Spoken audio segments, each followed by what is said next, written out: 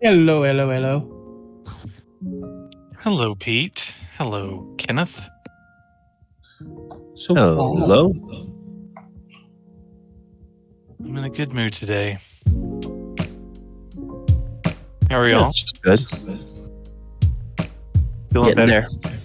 Yeah, getting there, bro.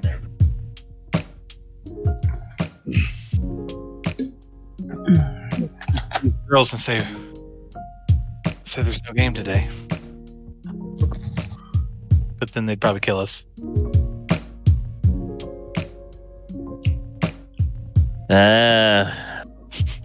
Well, I get to see y'all's gears turning like, what? This guy's fucking crazy. Why play with fire?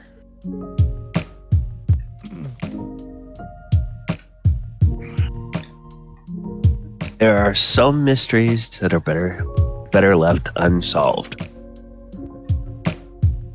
There's some fights not worth starting. I think it's a better term. Yes, Term. something like that. Hang on.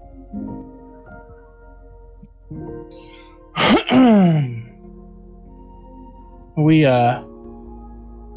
bought a laser dot for the cats. Come to find out, within 15 minutes of using the thing, our pit bull got addicted to it. Now when he hears the click of the button, he will haul ass across the house, which is amazing because he is lazy.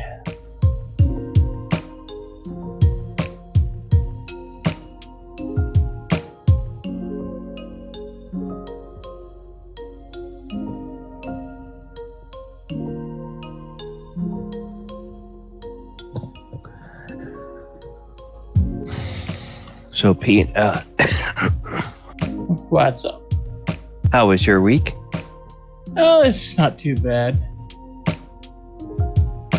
It was not too bad.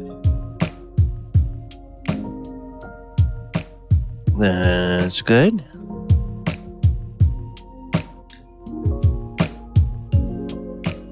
Went shopping with Tammy yesterday. She wasn't feeling good.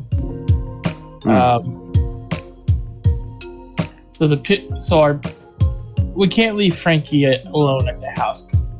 We're not going to try to put the pit bull in the kennel. It just doesn't go well. Mm-hmm. So we take him with us, and we go through Dunkin' Donuts to get a drink. And our daughter's working, and she was taking drive-through orders. Mm-hmm. So I start the order and I give what Tammy wants, and all I hear is no.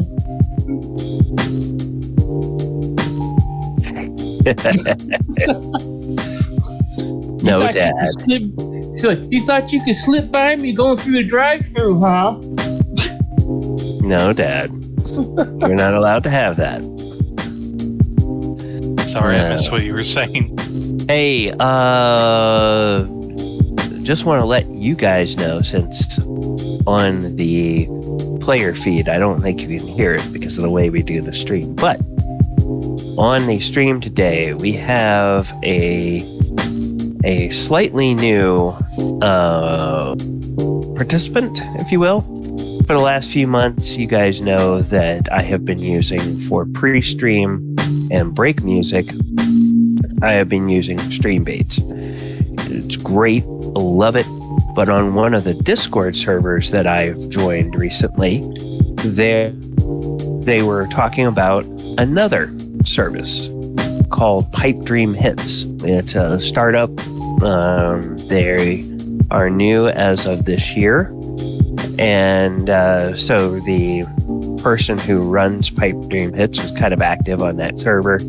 And I talked to them a little bit about what they offer, which is copyright-free music that you can use on your YouTube videos, your live streams, things like that. So I said, well, for the month of August, we will give it a shot. And so the pregame music and the break music for all of the live streams this month will be from Pipe Dream Hits. Cool. And yeah, so check them out. They're at pipedreamhits.com, and they also have playlists on all of the major interactive music services. So Spotify, Apple Music, Amazon Music, whatever you want to use.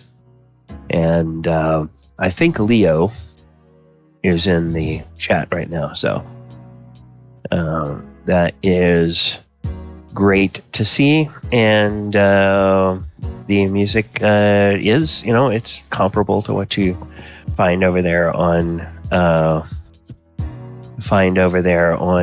Stream Beats, so it's pretty cool. And Leo also said that one of the things they want to do is work on adding additional genres. So one of the things I said is, it'd be great if there were a streaming service like yours that had music that would fit with better ambiance for a fantasy RPG. So things that would be like more ambient music, or even good for battle music or stuff like that, so that we could have maybe some music in the background during the stream, that, we're not making plans for some sort of assault on a tribe of goblins, and you've got EDM music playing in the background. It's like, yeah. So, and sometimes that fits, Yeah, but it's like, I kind of like it to be a little bit more ambient, a little bit more fit with the genre. The Doom theme song would probably fit better. When the Doom music kicks in. When the Doom music kicks in. But what I am going to do is, as per usual, I am going to go ahead now that we're about to start the session and turn the volume on the music down so it doesn't interfere with the voices. And I am going to welcome everybody to session 104 of the Walker of Waterdeep. And this is a session that I like to call It's a Masquerade, because last time we met these heroes, they were gearing up for, and some of them were actually arriving to, a masquerade ball that is being held to mark the reopening of the Pink Flump Theater in Waterdeep after it was destroyed in the attack by the Githyanki.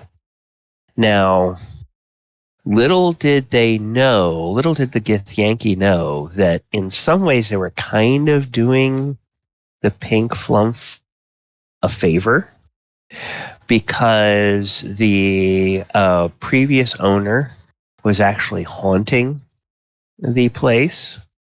And that meant that there were a lot of actors in Waterdeep that didn't want to play it because of the pranks and actually kind of dangerous things that the owner would do if he didn't like a particular performance. Things that would happen in dressing rooms and stuff like that, scenery falling over on people, things of that nature. So, after the Githyanki attack, no more evidence of the former owner, haunting the place, and there was a push to reopen it as an important cultural center of the city, which meant there was a lot of investment so they could do some updates and renovations to the place. So that's been kind of a good thing for the theater, but you guys don't care about that. What you guys care about is you guys care about your arrival to the ball, and the ball is being held in this performance space that is on the same block and kind of across the street from where the renovated theater is. It's a multi-use space where they can have large indoor gatherings for either, where you could have potentially like sport or competition gatherings in there. You could have space for large numbers of people to meet, like all the members of an entire trade guild could get into the same hall and listen to lectures. You could have basically announcements that would affect different parts of the city, and you could have a bunch of residents from that part of the city come there and hear this type of space. So it can be configured for a lot of different things. But tonight, it's configured for a ball. And so what that means is that there is some celebratory bunting that is around the balcony of this space. The main floor is laid out in parquet.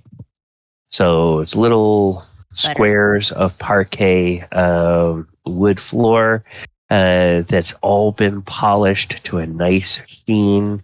It's kind of a light colored, sort of pine or beech maybe is the coloration of the wood, with just a little bit of a light stain.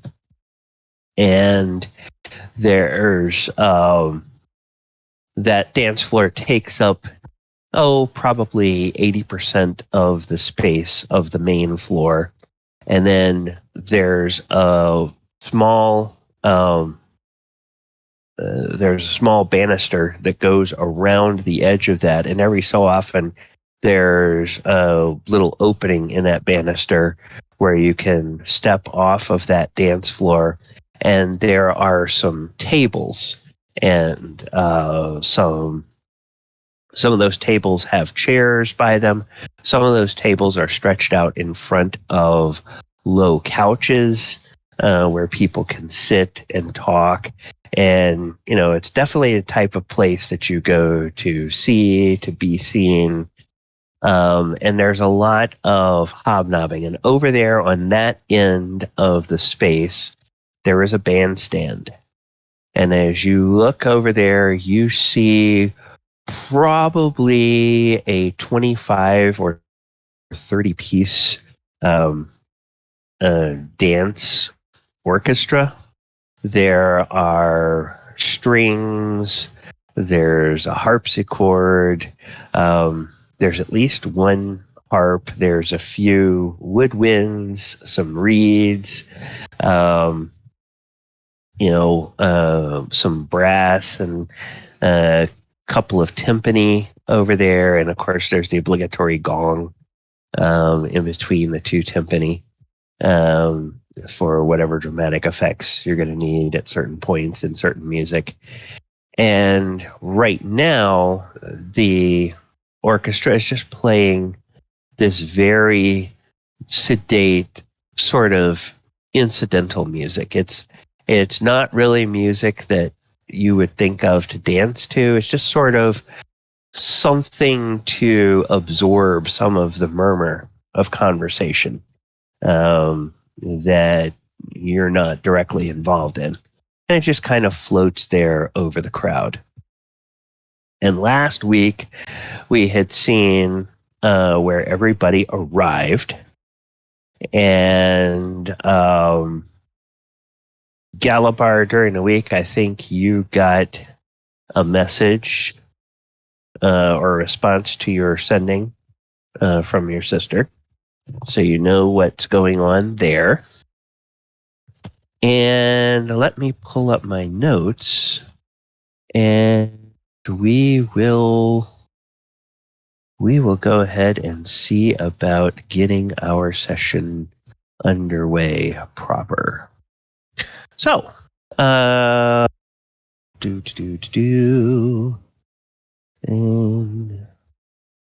I thought I had this open, but I did not. My bad. Okay, session logs. Here we go. And here's the information on today's session. Okay.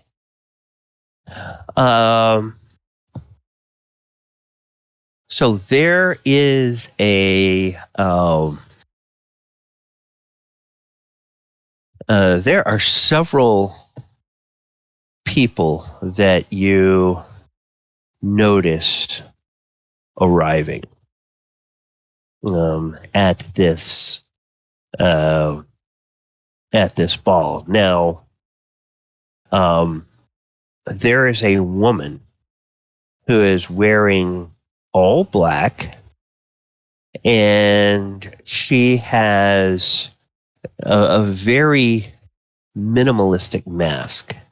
It's the kind of mask you can hold up in front of your face, and the mask is made in such a way as to appear to be two interlocking hands coming around the sides of her face and covering her eyes, but with little eye holes cut out that she can see through.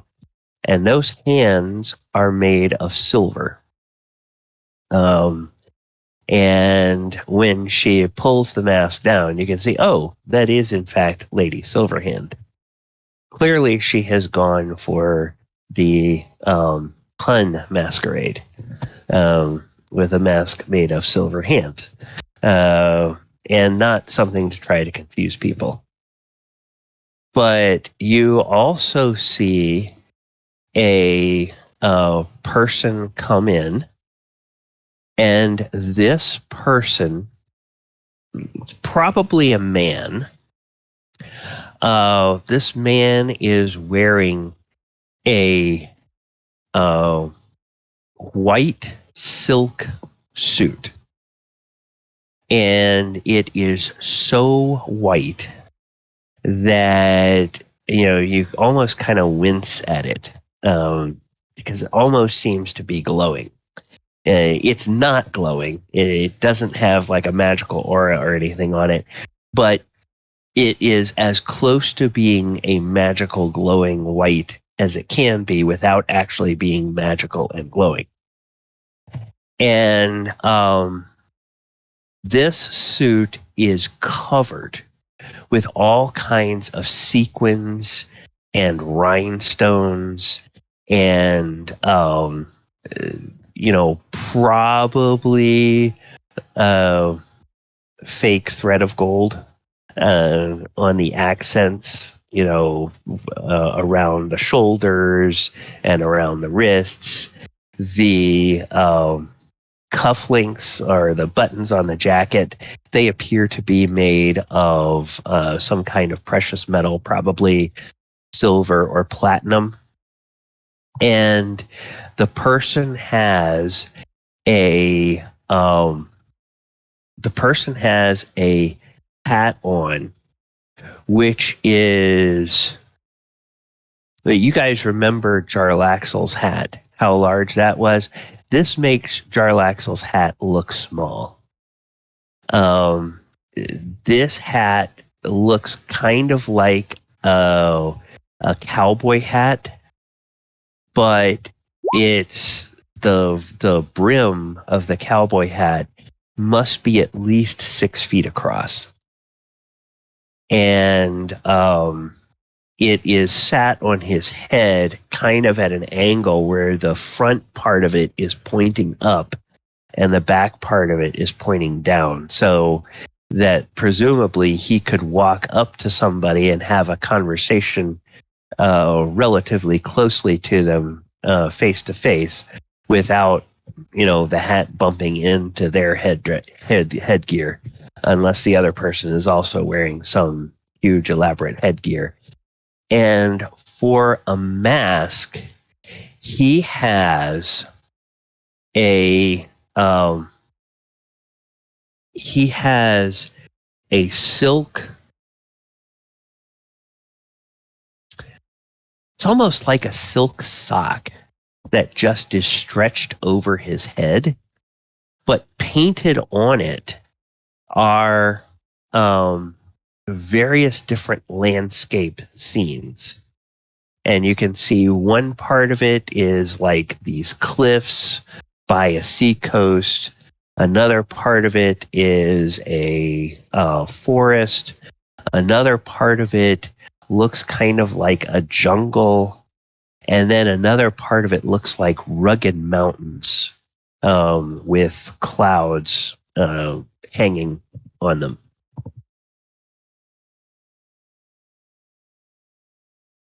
And so that's an interesting person that is there. And then after a while, you see another person walk in. And this person, by the way they wear their costume, you can't tell if this is a man or a woman. The costume seems to be oversized so that it's not clear even what race the person is. Now, this is not the get-up of a masked Lord of Waterdeep, but you feel like it's kind of evoking that without going so far as to parody it. It's sort of like inspired by the regalia of a masked Lord of Waterdeep. Except for the headgear. The headgear that this person wears actually must have some kind of magic or at least an ingenious mechanical apparatus built into it, because the headgear looks like 4 different faces. There is the face of an orc. There is the face of a halfling. There is the face of a human. And there is the face of a tiefling. And those 4 faces are kind of always there. And then every so often, that entire headgear will just rotate so that a different one of those faces is facing forward. And this person's costume is all in different shades of blue. And the skin tone of all of those creatures, all those different faces, is also different shades of blue. The outer garments, this person has a long flowing cape that is a real dark indigo blue that kind of has sequins on it that sparkle as the person moves.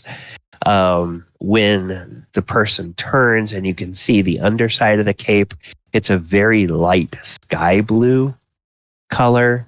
The trousers are sort of a medium blue. The shirt that the person has is a very light blue. There's a bolo necktie that is that has blue and white stripes in it that the person is wearing, and a white belt that is outlined in silver buckle and little silver studs and everything in the belt. But again, the person could be the size of anything from a human to an elf to a tiefling, something along those lines, but can't tell gender, can't really get a good sense of what race that person is. And then the other really interesting costume that catches your eye when the person walks in is a costume that well, it's a costume that's kind of like less like a costume and more like a billboard. This person is wearing a totally featureless mask that appears completely white, and there's no eye holes, so you can't see, but the person must be able to see out of it because they're able to walk around and they don't stumble into things or bump into anybody. But the majority of the costume is in shades of red, and the cape is a floor-length cape that the person has, and it is affixed around the neck with a brooch. And this brooch is in the formation of a symbol that lately you guys have seen. You guys saw this symbol when you were in the little community of Undercliff. And on the back of the cape is a much larger version of that symbol. The symbol being an interlocking capital A and capital I. So that is another person who is there.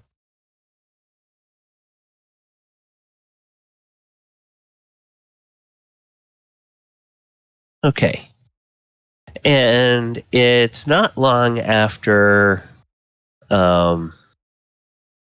people begin showing up that the band or the orchestra actually begins playing music that sounds more like dance music. They start off with playing a nice mid-tempo waltz. And Oyohusa, you are there. You've escorted Lady Silverhand there, and she's been talking with people, and people clearly recognize who she is, and they come up and they speak with her, and there's a lot of people looking at you in that mask, and you can tell people are trying to figure out who could that possibly be. And some people will ask you questions. They say they'll make comments. They'll be like, "Oh, that's a very interesting costume. Where'd you get that?" What would Oyohusa say to that? I got it from a... No, I'm just kidding. I don't remember what the shop's name was. You could just say that you tell them what the name of the shop is. If you would do that. Sure. That's what I do. Okay. All right. So you would tell them the name of the shop. Oh, well, they do exquisite work. I would also tell them that where the jewel cutter's shop was. Oh, that's wonderful. Oh, so you're, and they say, so you are representing the trade guilds here as Lady Silverhand's escort. Wonderful, wonderful. Well, I certainly hope that the trade guilds can bend the ear of Lady Silverhand, because let me tell you, there's some policies in the city that we really need to have updated. Have you noticed how, ever since that attack, it feels like there's a little bit too much taxation coming from the income that people make, and not enough taxation on the sale of goods. I really think that you guys in the Merchants Guild, you've done really well for yourselves in these last few months. I really think that you should consider talking to Lady Silverhand about how you could donate more of your profits towards the rebuilding of the city, so that it could be relief for some of the people that work for a living. And that's something that I think you should do. But hey, it looks great, and I'm definitely going to go check out those businesses tomorrow. Thank you. And thank you for passing along my message to Lady Silverhand. And then about that time, this waltz starts up, and Lady Silverhand tugs on Oyohusa's sleeve and says, "Oh, would you care to dance?"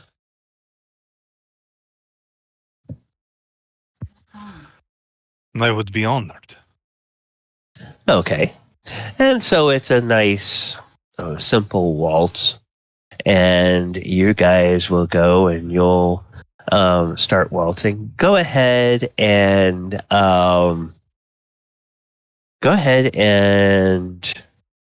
make a performance check, if you will. Ooh. I like these. Okay. So let me check something real quick.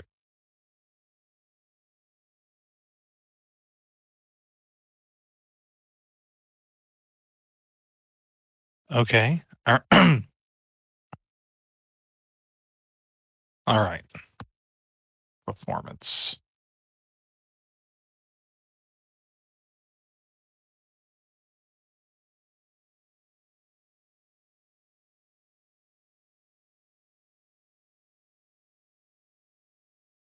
Here we go. I get advantage. Okay. And I double it. Okay. That's whoops. I doubt I'll get a higher one than that, but yeah. Okay, so and then 21. 20 plus, what is it? Double proficiency plus 4. Wait, proficiency bonus. It should It's automatically 4. be calculated in your character sheet if you've got your character sheet set up correctly. I don't. For this particular thing. So it's going to be a 25.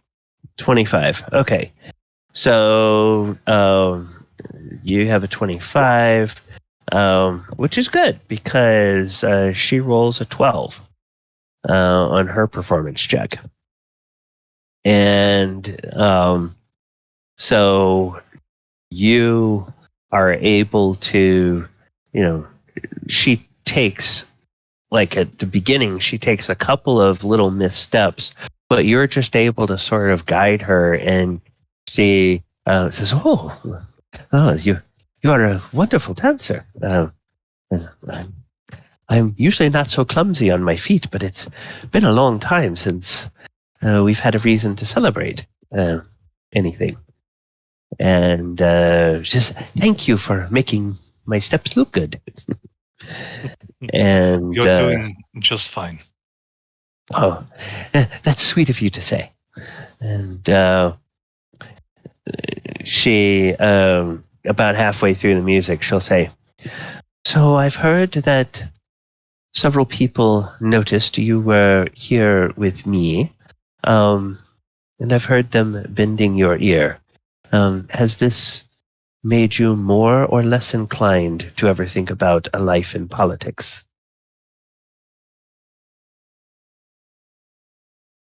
Well, it's not something that I go forth seeking, but I do think that I would be well suited for such a role.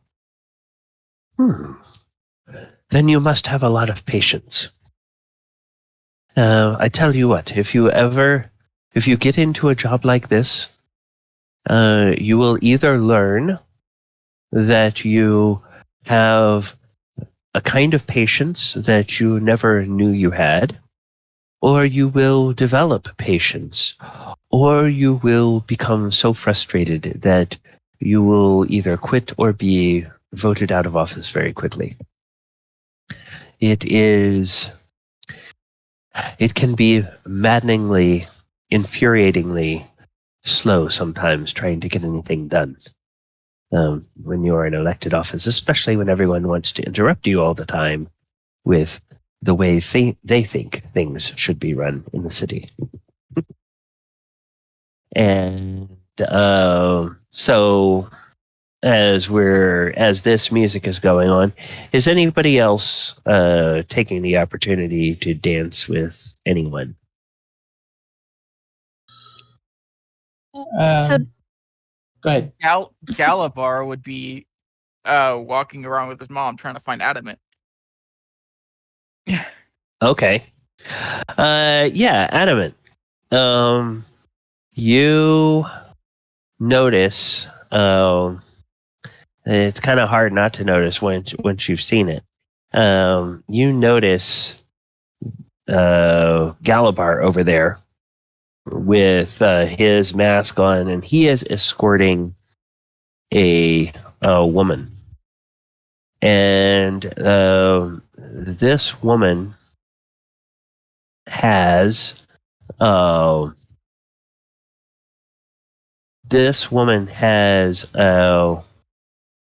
a very striking blue dress on with a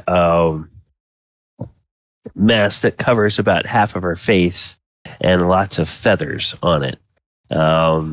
The dress has accents of black and gold, and it looks like it's made of silk of several different varieties. And Galibar seems to be looking around for someone. He pets Elora on the head. Don't mess up my flowers. She's kind of trying to fix her flowers again to make sure that they didn't go anywhere. Is that he is going to head for Galibar. You look very different, so... Okay, so yes.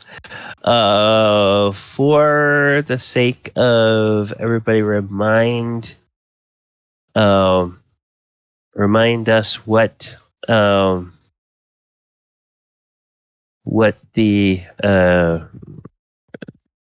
your costume looks like.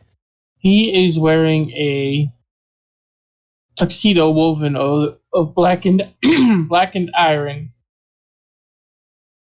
thread and with copper highlights, and a large Oni mask that covers his whole head with big horns. And he's wearing black iron shoes. Okay.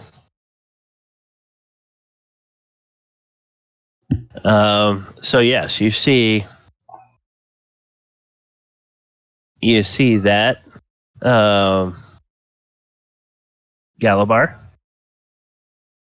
Okay.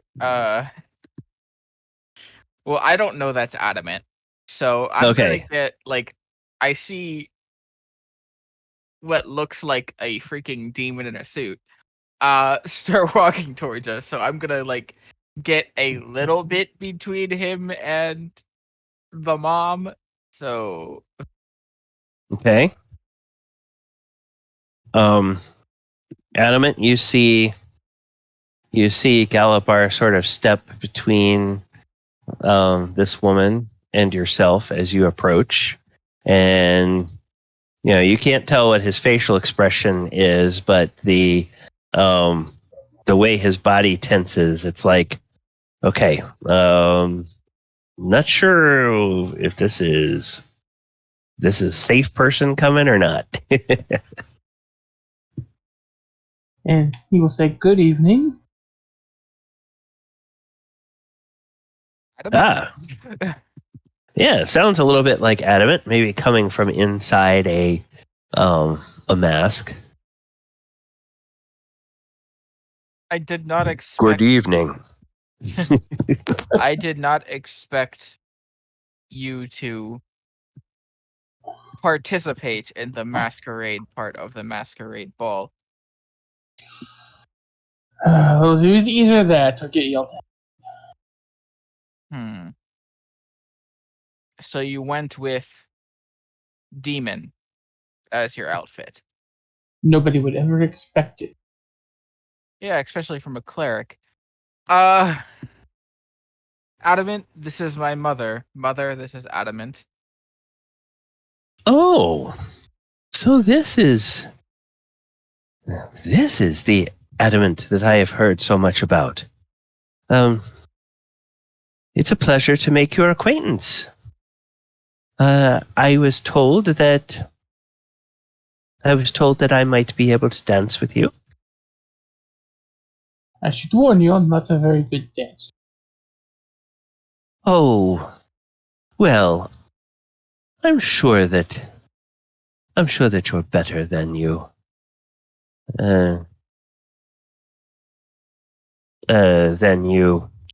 let on. We will let me be the judge of how good a dancer you are. Come. There's a little open spot here on the dance floor over there. I think they are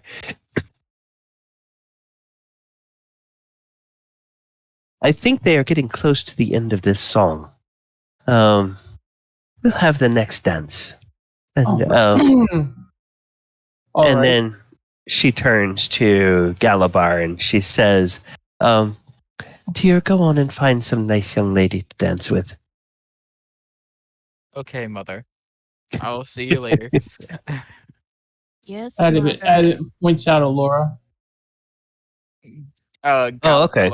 Galibar looks at Adamant and is like, have fun. And he walks over to Elora. Okay. Elora, yeah. Galibar had showed you guys like that. Galibar had showed you guys his mask before, so you recognize Galibar striding towards you after Adamant talks to the woman that Galibar came with, which I don't know how much you knew about the fact that Galibar was coming with his mom or not. I don't know how wide a knowledge that was among the party. So, for reference for everybody, this is what Galibar's mother's dress looks like. So that is the gown that she is wearing. And as the next song comes up, Adamant, this is in fact a slightly more up-tempo waltz.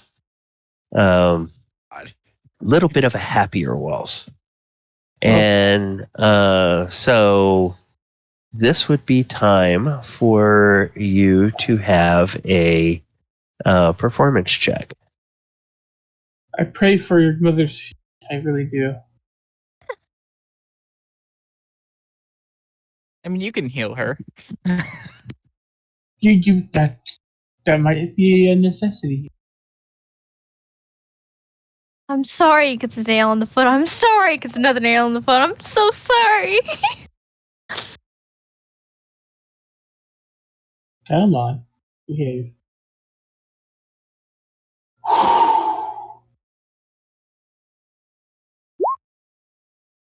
Okay. Yeah, that's not bad. Not horrible. You're a better dancer than Lady Silverhand. You dance a little better than Lady Silverhand. Of course, Galibar's mother is all part of the upper crust scene in Waterdeep. She attends a lot of these social functions, so she's very well versed in the dances of the region. So she just very naturally takes to it. And she is kind of expecting you to be self-deprecating when you say that you're not that good of a dancer. So she's sort of ready for you to wow her. But then she realizes, oh, okay. And then really she sucks. kind of she gets a little smile and she says, well, modest. But yes, I think you have the basics of this down.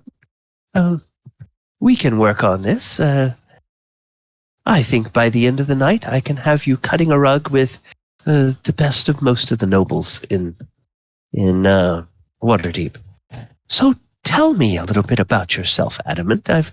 I've heard a lot from Galibar, and he says you're a warforged. Indeed. Best easiest way to explain it is I'm a living construct. Oh, yes, I'm familiar with Warforged. I just... Your costume is... Well, it's meta in a number of different ways. I mean, a construct such as yourself wearing garments made of metal. and then with a fiendish face.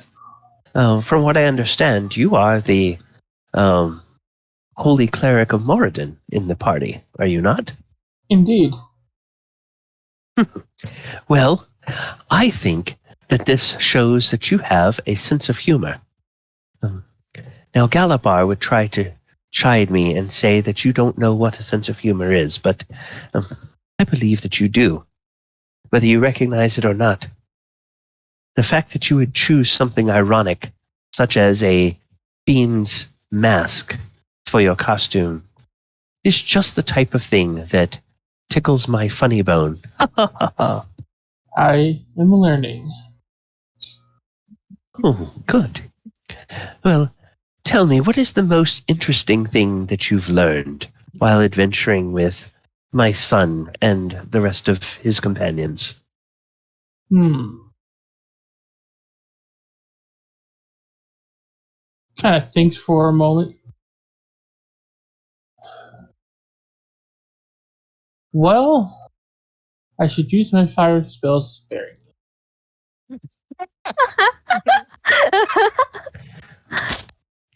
And she thinks about that and she says, I'm sure there's a story behind that. And I'll probably ask that when we sit down to have a drink later on. But for now, 1, 2, 3, 1, 2, 3, 1, 2, 3, 1, 2, 3. Yes, that's right. And she's allowing you to lead, and yet she's using her follow position to sort of guide you. Yeah. In the steps, and off you go. Her instructor side is allowed to come out for this. Exactly.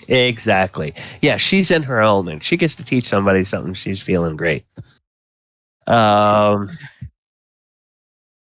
Oyohusa, as you look around the dance floor while you're dancing with Lady Silverhand,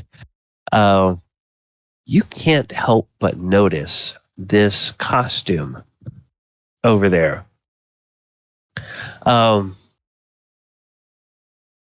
Galibar is dancing with this woman. Adamant. No, Galibar is dancing with this woman with a very striking looking costume. It really catches your attention. And it makes you wonder who that could possibly be. You didn't notice her until you saw. You didn't notice her until you saw Galibar over there dancing with her. But she's got this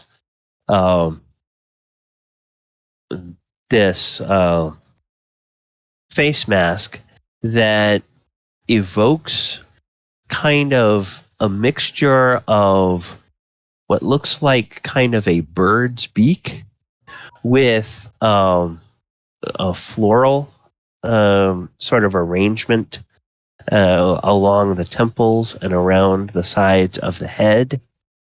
And then the dress itself has bare shoulders and a strap that goes around the neck. And she's got some. It looks like there's some sheer fabric that she's wearing over her arms and her shoulders. That's sort of disguising the color of her skin. You don't know what color skin this person has. It's not obvious to you whether this is someone with a human skin tone, with one of the wild,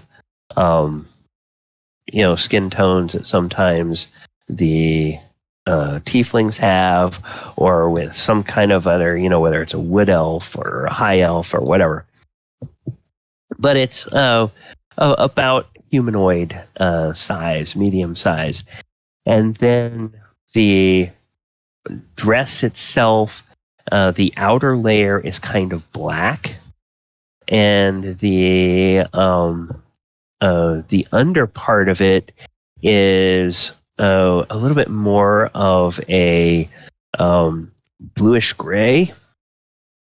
And then where the dress itself flares out from her hips towards the floor, the petticoats are all these white silk with little sequins on them, and one leg is again covered by this same sheer fabric, and that fabric has little ribbons of glitter and rhinestones and gems, making geometric patterns that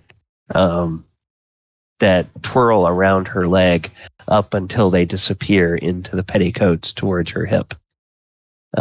So it's very, very striking looking costume, and it just really catches your attention.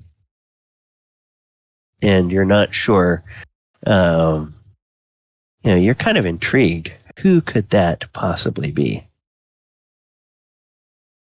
All right. And speaking of Galibar, so you go over and to the person that Adamant indicated is Elora, and you, what do you do?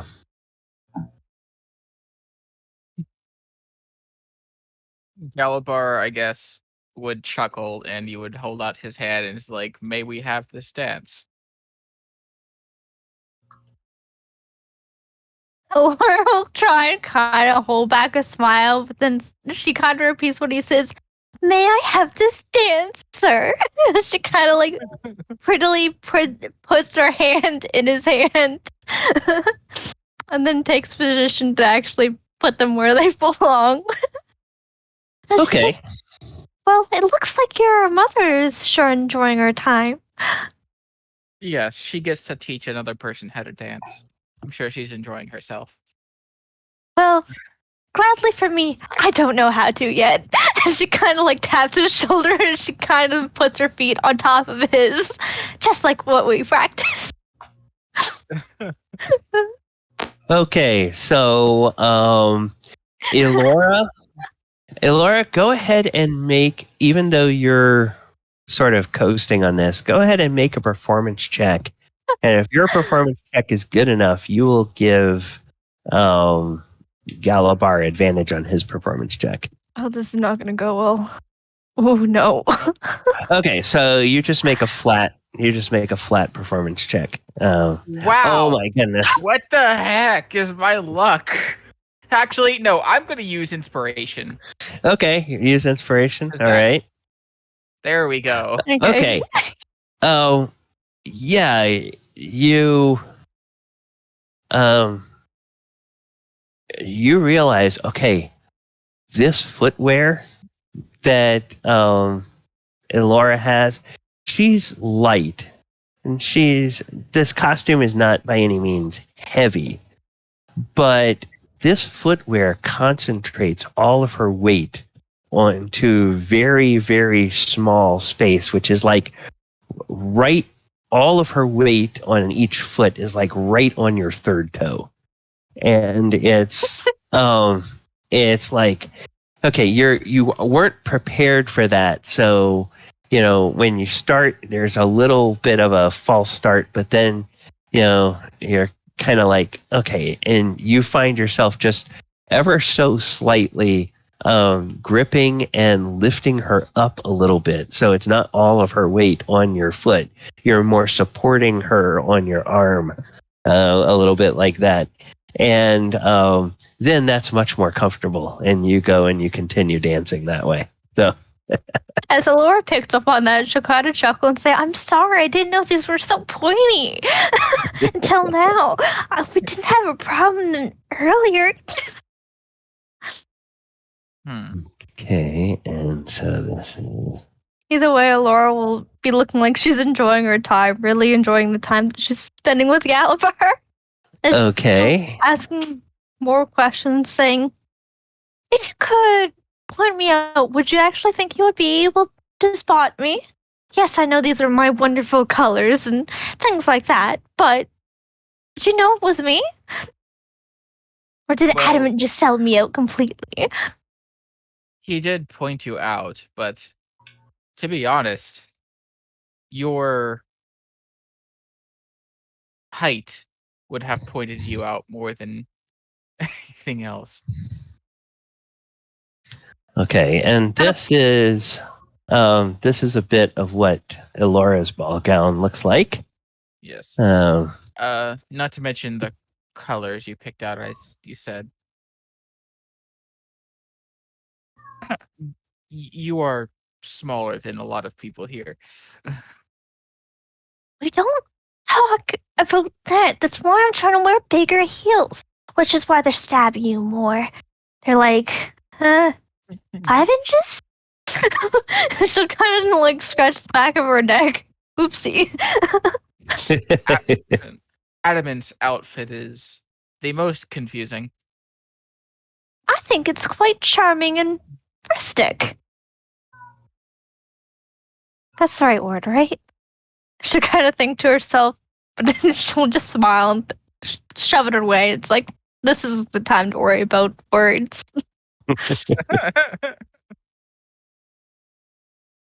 Yeah. Either way, I'm pretty sure you look quite charming too. And she kind of like pulls on his bow tie a little bit and tightens it. Well, thank you. My mother insisted that I wear a bow tie at the very least. Well, good. You had to give her my thanks for me because I think you look quite charming. Have you seen? You probably wear one often. And has Elora seen Oyohusa yet? She'll kind of glance around when he asks her this too. Well, you don't know what Oyohusa's costume is, but as you look around, there is a costume that catches your eye. And this costume, there's a man who is wearing all black. And it's a kind of a black that almost glitters a little bit, like it's got flecks of onyx or something like that. in it, and the headpiece for this is a headpiece that appears to be made out of gemstones that's in a sort of a draconic shape. It's not the same kind of silver dragon mask that Galibar is wearing, but it definitely is a different type of dragon. And you're not quite sure whether that's supposed to be a black dragon or whether that's supposed to be some other kind of dragon. I don't know, other than the time in Kamigawa, I don't know if Elora has seen too many dragons, has she? You guys didn't see a bunch of dragons where we had to repair the broken dragon. That is not the right terms at all, but English is off today. It's okay. And I think she saw like one or two other ones on top of that. So. Okay. All right. I can provide a more clear description if it would help. Okay. Yeah. Yeah, it would be. There's also dragons that live in the Underdark. Yeah. You probably don't recognize his style of dragon mask. It would be foreign to you, I imagine. But you do notice that he is wearing more than just black. It's more like a couple of shades of black, but it's very elegant and it fits together well. He has some obsidian gems and small rubies kind of on the upper parts of his collar and goes down to his shoulders and a little bit back on his upper back.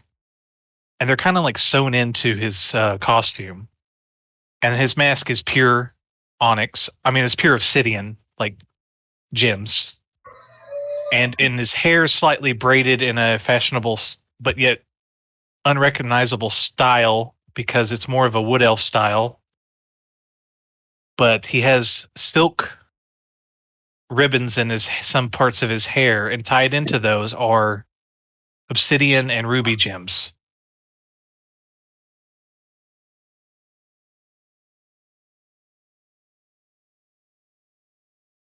To reply to Galibar, she'll kind of say, well, I think it might be the flashy one over there. And will she kind of tie together like that Lady Silverhand that he's dancing with? It would not be a far stretch to presume that's Lady Silverhand. I mean, her mask makes it fairly obvious. Yeah, her mask woman makes with it. silver hands. Yeah, the woman with silver hands. So that you might deduce from that that this person, now whether Elora would know that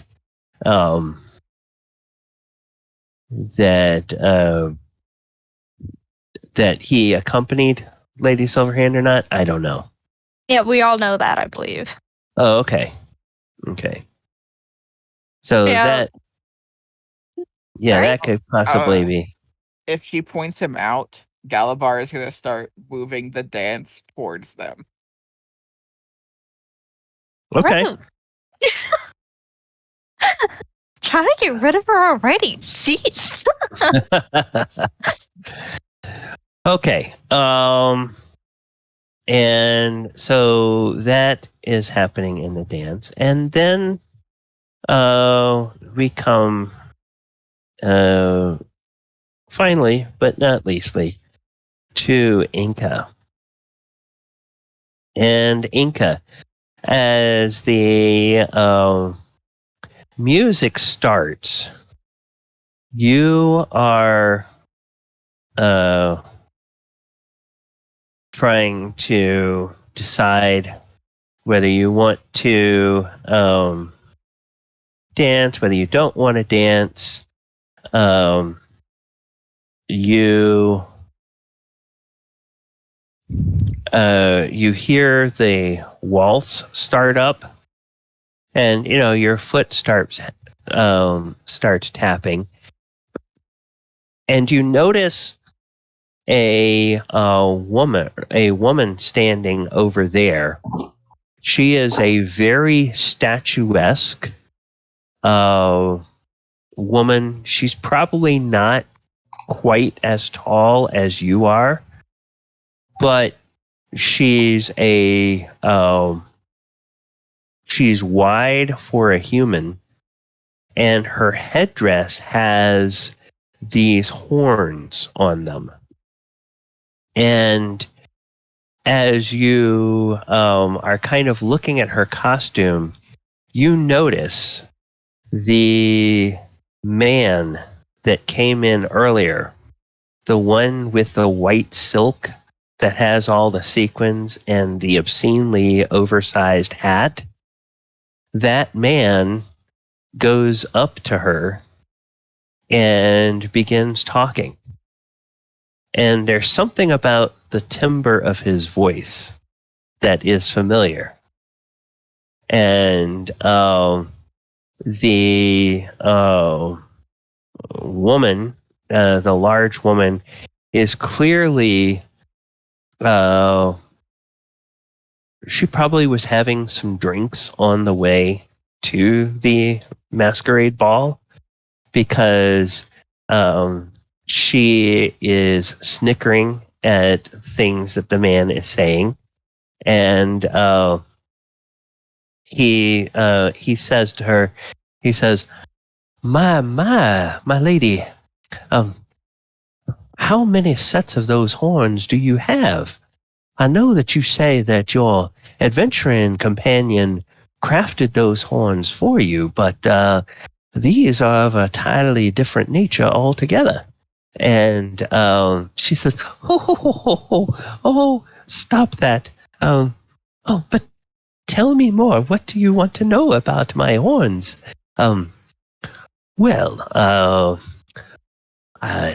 Tell me, my lady, why don't we have this dance, and I will,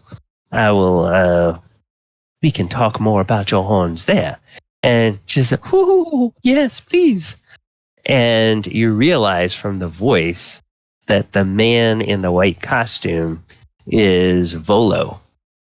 And you realize that because of the horns on the lady's headdress, Volo thinks that that's you. And so while you sort of are watching them go off, there is a very tall, slender man who moves with kind of an elegant grace, and he steps up next to you, and he holds out a hand which looks to be human, but it's a dark-skinned human, probably from one of the desert realms down far to the south and farther over to the east of Faerun.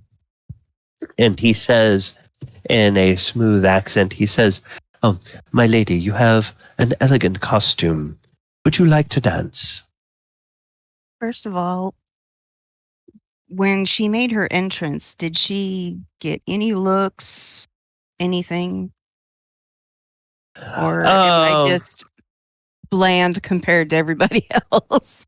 Oh, no. Everybody gets looks, and there's all these looks of people trying to guess who people are, people pointing out different things. Your particular costume, because of all the feathers on the headdress, that a lot of people look at that and they are pointing it out, and some of them you can tell they seem relatively appreciative of it. Now, people won't typically come up to you, and they won't go up to a lady and ask her too much about her costume. most people won't. That would be sort of later in the evening when people begin to congregate in little groups and they're maybe sitting down having hors d'oeuvres or having drinks. That's when people would start talking about their costumes. We should It's show only a picture to our viewers because yes, we've got no clue. yeah. We're getting there. So how tall is this guy compared to me? I mean, I'm not that tall for a Minotaur, so This guy is probably about well, if this guy were in America, he could be in the NBA. This guy is probably about 7 feet 8 inches tall. And he's relatively slender for his height. He's not a big hulking type of a person. He's probably got the height of a Goliath, but he has the build more of a human. And I mean, what is he dressed as?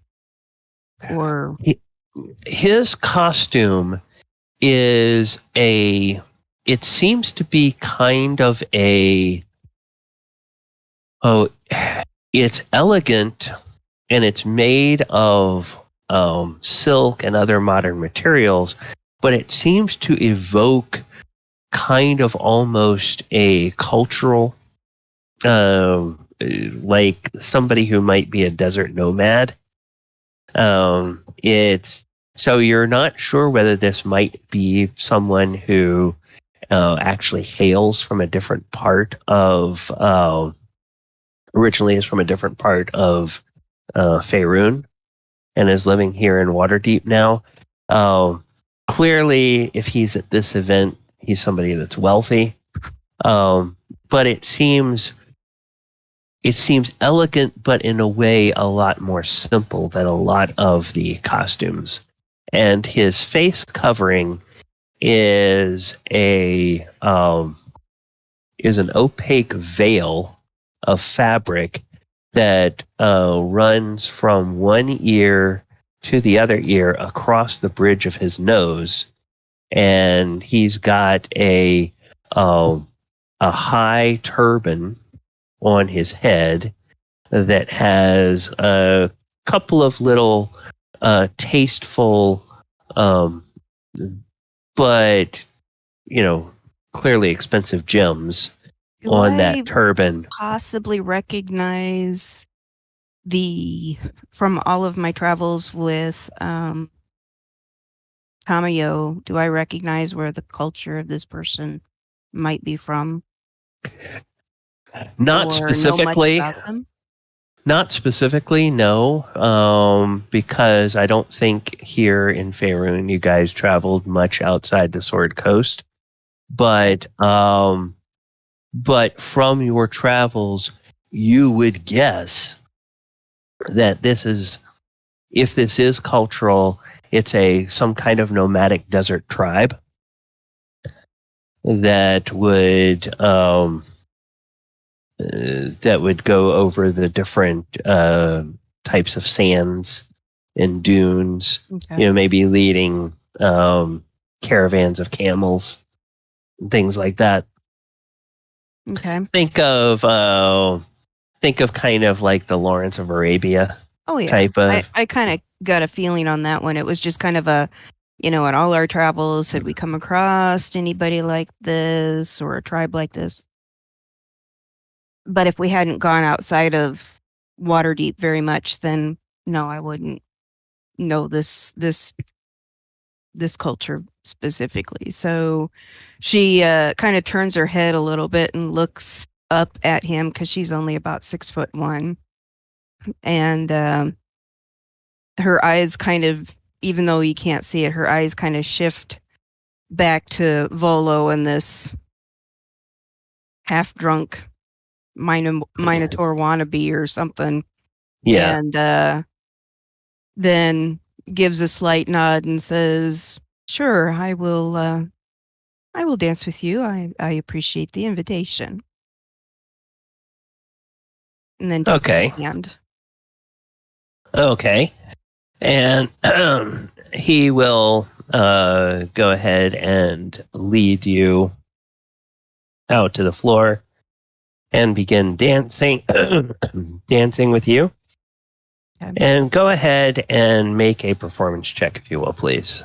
Okay. So just as they're walking out, she does go, I will warn you that I am not completely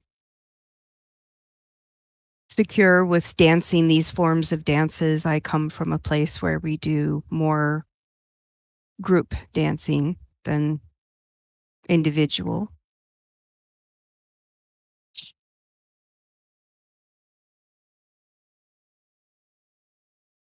And he says, he says, yes, these dances are strange for me too. In my culture, most of the time, the young men dance together and the young ladies dance together at the festivals. It is only in ceremonies of marriage when a young man will dance with a young woman. But I have found, since I have been in Waterdeep, that it is considered strange when men dance with other men and ladies dance with other ladies. And isn't it fascinating how different cultures think about these things? Yes. My culture dances more line dancing, jigs, reels, where you have a chance to individually dance with other people within your village or a location to where you have the ability to check out, should we say, those of the opposite sex to see if they are someone you wish to keep an eye on, because you can tell a lot when people think that they're one being watched, but you can also find a lot out when they're having a good time, should we say, and let their guards drop. Oh, yes, very much so. Oh, well, you are a fine dancer. Tell me, your accent is a bit different. I cannot quite place it. Are you from Waterdeep originally? I am not. Ah, well, as you might have guessed, neither am I. Well, what part of Faerun do you hail from? I do not hail from this plane. Oh, well, then I am very fortunate indeed to have a dance partner for the evening, or for this dance at least, that is a far traveler. How did you come by this place, if I may ask? And she kind of smiles a little behind the mask, and looks around the area as they dance with her eyes that are hidden, and she's just kind of keeping an eye out on people and things. But she again chuckles and she goes, well, that's a bit of a story in and of itself, and perhaps for another time. Let's just say that my mentor, who I traveled with quite a while, she and I traveled to oh fuck, I had it right on the tip of my tongue. Where we were last time. Amigawa? Thank you. I kept wanting to say something completely different. To Kamigawa, where I decided to stay and have a chance to go to the university there, and then decided that, well,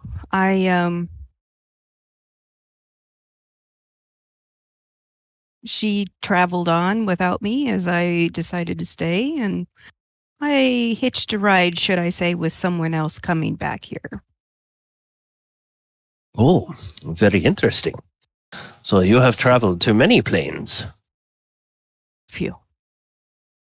Yes. Well, I have not traveled to worlds other than this one, but I have seen many plains myself.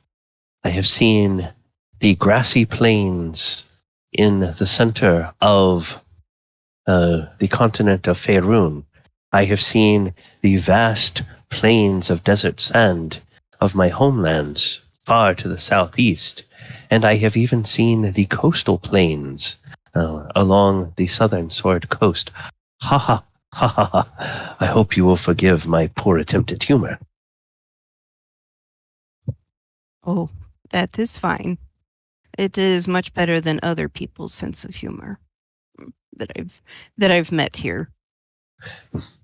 Oh, well, yes, that is true. There are some in this town whose senses of humor are quite tiresome.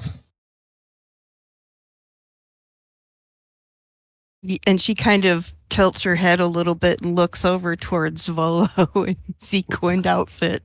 And she goes, he was one of the first few that I met upon arriving. And let's just say that I wasn't impressed. And he looks and he says, the one with the enormous hat. Yes. He's a Oh, little full of himself. I would never have guessed from that outfit. Looks like he looks like a used chariot salesman in that getup.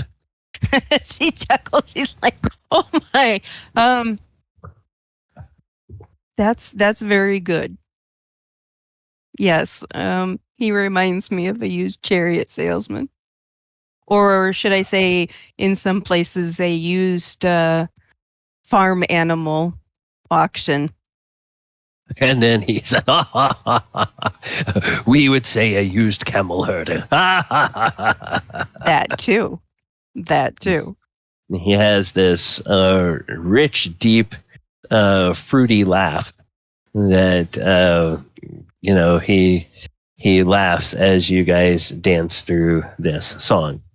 Okay. Okay, and then there is one more bit of thing that I need to put in here for everybody. I was trying to do while we were doing that.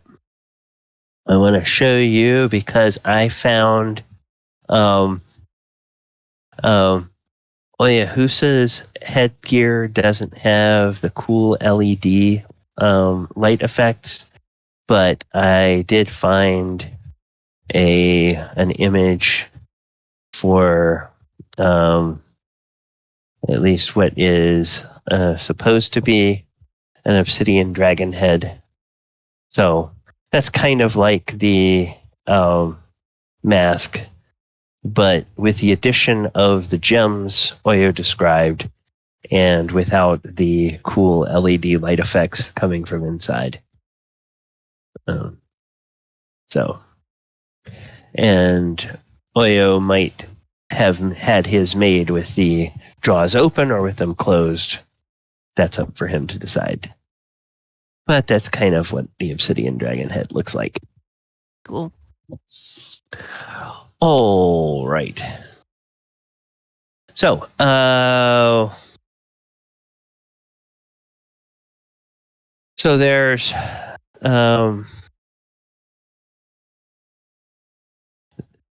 there's a couple of more dances. Anybody want to describe anything in particular that occurs over the next few minutes with their characters? Well, Galibar was leading Elora in the dance over to where she pointed out where Husa was. Oh, yes. And before you get there, Galibar, the song ends and the orchestra begins to, or the orchestra leader turns around and says that in addition to celebrating the opening of the Pink Flump Theater, that there is a couple, one of the first couples of Waterdeep, who is celebrating their 30th wedding anniversary this day, and that they would like to, they have made a special request, and since they are among the benefactors of the theater, they would like to honor this request. So they are going to play a special tango for this couple. And this couple are called, they are called,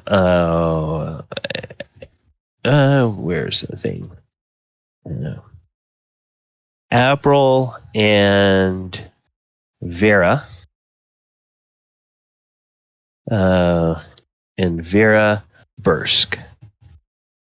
And so as he makes this announcement, you guys all see that everybody starts heading for the little exits from the dance floor. So something like this, apparently this is like these two are going to dance and everybody else is supposed to watch them dance. So you guys kind of all follow the crowds flowing off of the dance floor. And the they call Abril and Vera up to the dance floor, and they start playing this tango. And these two people, they are wearing matching costumes. They both have a black and white motif, and it's kind of like the black and white portions of their costumes are kind of mirrored against each other, and their masks have kind of a black and white look to them as well. And they are they have some feathers around them and around the edges of those masks, and they dance this very athletic tango. And they're a human couple, and they're probably in their early 50s, you would say. But they're both very athletic and spry. And they both have black hair. And his is pulled back into a tight little man bun, and she has long black hair that flows down to her waist, and the jewelry that she is wearing is just very subdued silver, maybe little tiny stones in the ears, and a silver chain around her neck with maybe a small diamond suspended at the bottom of it. But that's all. And so they do this very dramatic tango dance. that lasts like 3 or 4 minutes, and then everybody politely applauds. And the orchestra leader announces once again, yes, happy anniversary, April and Vera Bursk. Thank you, thank you. And they sort of wave to everyone, as if they expect everyone to know who they are. But, maybe if you run in the circles of the nobility, you do know who they are. All right. So,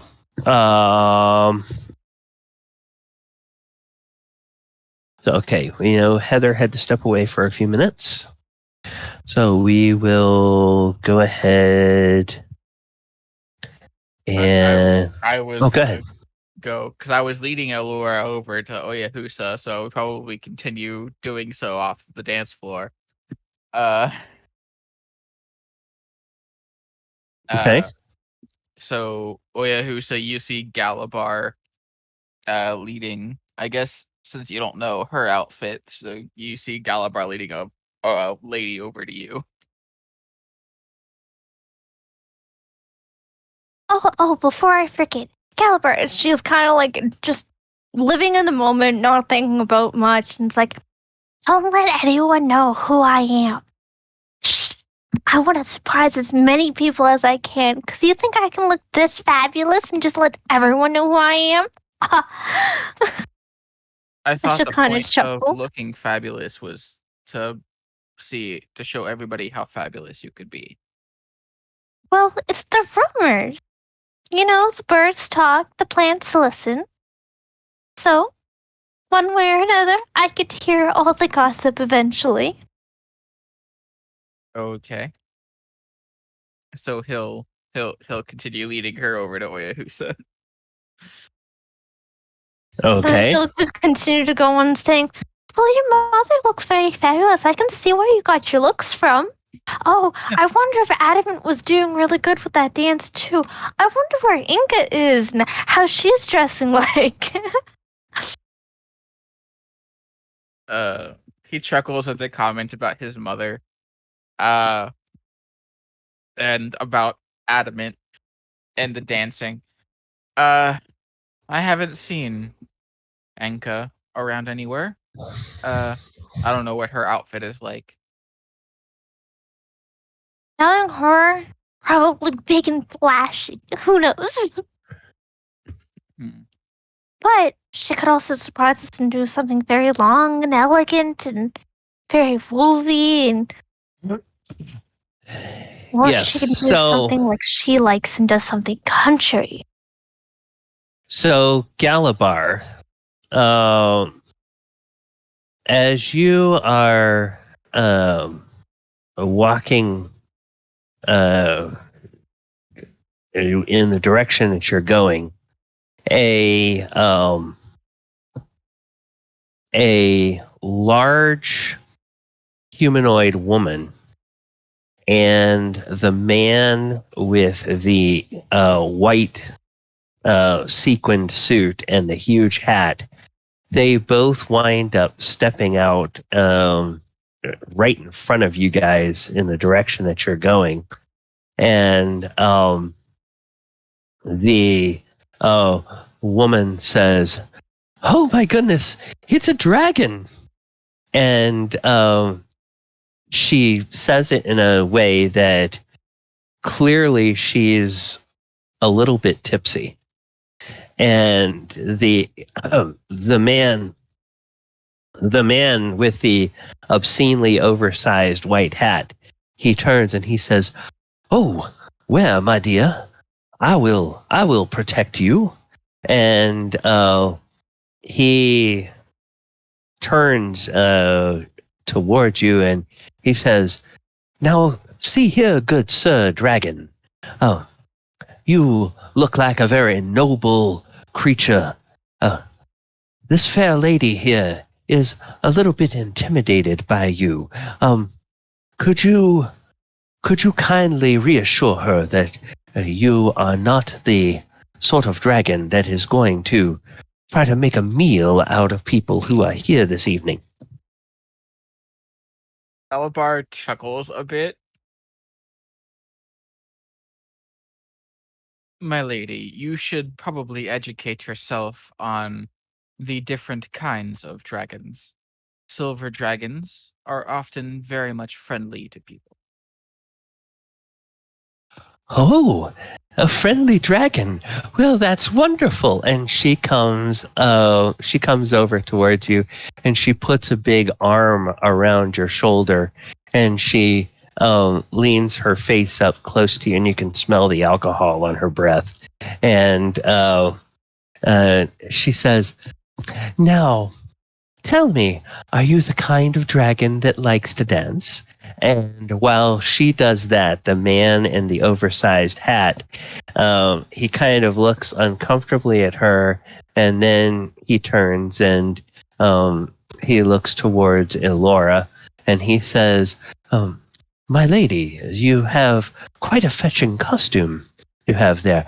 Those flowers on your headdress, they look almost real."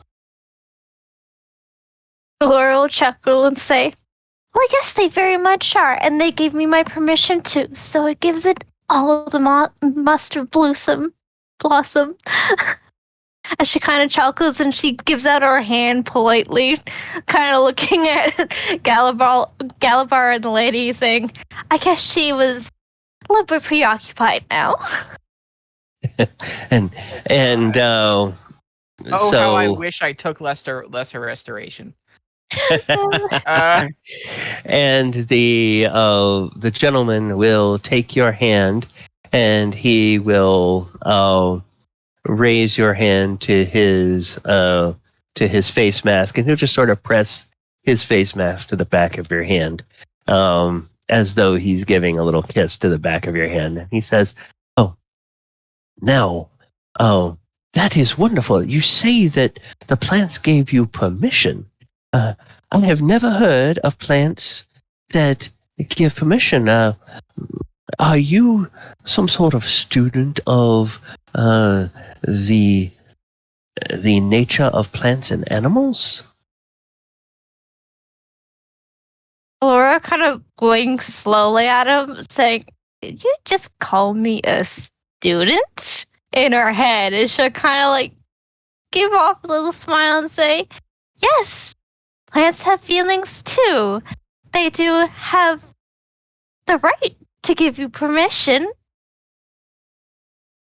But to answer your question, no, I am not a student, even though I am always on an adventure of research." Oh, yes. You are not a student. You are a master of the knowledge of plants of the forest and the beasts of the field. Well, some could say that. I would guess that would make you akin to one of our druids that we have around here. Well, if you hang out with Lady Silverhands a bit more, you would know that her interests and details and things of her garden, which is blossoming, by the way, comes from a druid with very good skills. I was saying, go have a look in the gardens after this dance. She'll kind of chuckle and playfully put a hand on his chest, like pushing him a bit. Oh, well, I will certainly have to travel by Lady Silverhand's estate. I think there are some friends of mine who may be staying there, or may have stayed there. I need to catch up with them in the next few days. But I think I hear the orchestra. They are starting up another dance. My dear, would you like to dance? May be my pleasure. She'll kind of give a little curtsy. Okay, and so he will lead you out onto the dance floor, and Galibar, when the music starts up,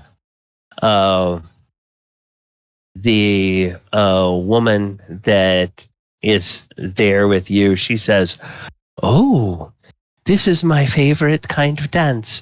This is the dance where we change partners as we go. Come along, my little dragon darling.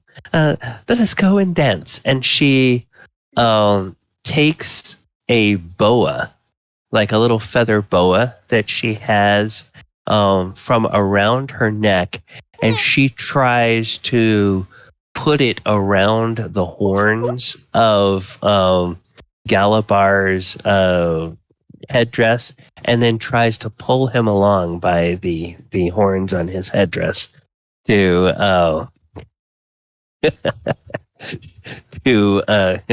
to draw you out onto the dance floor. So, what would Galibar's reaction be to that? He sighs, Okay. and he'll a little reluctantly go with her. Okay. All right. So, we're gonna backtrack a little bit with Ivy. Go ahead, if you can, give me a performance check, and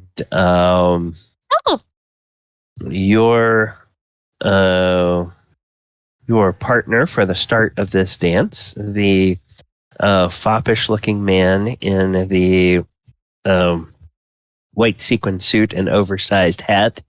He is going to also make a performance check. I outperform Volo. Yes, you outperform Volo, and he seems very impressed with your footwork. And as the song begins, the orchestra leader will call out and will say, "Now, as we play this song, there will be several points in the music when you will hear the following sound." And there's a sound of the timpani being struck twice, and then the gong being struck. And he says, "Now, the next time that you hear the timpani being struck followed by the gong, that is your signal to change partners. Ladies, you will simply stand where you are, and the next man will rotate over towards you, and he will dance with you for the next portion of the song. Gentlemen, when you hear that sound, release your partner and rotate over and start dancing with the next lady in the line. And this will be our first of our traveling dances for the evening."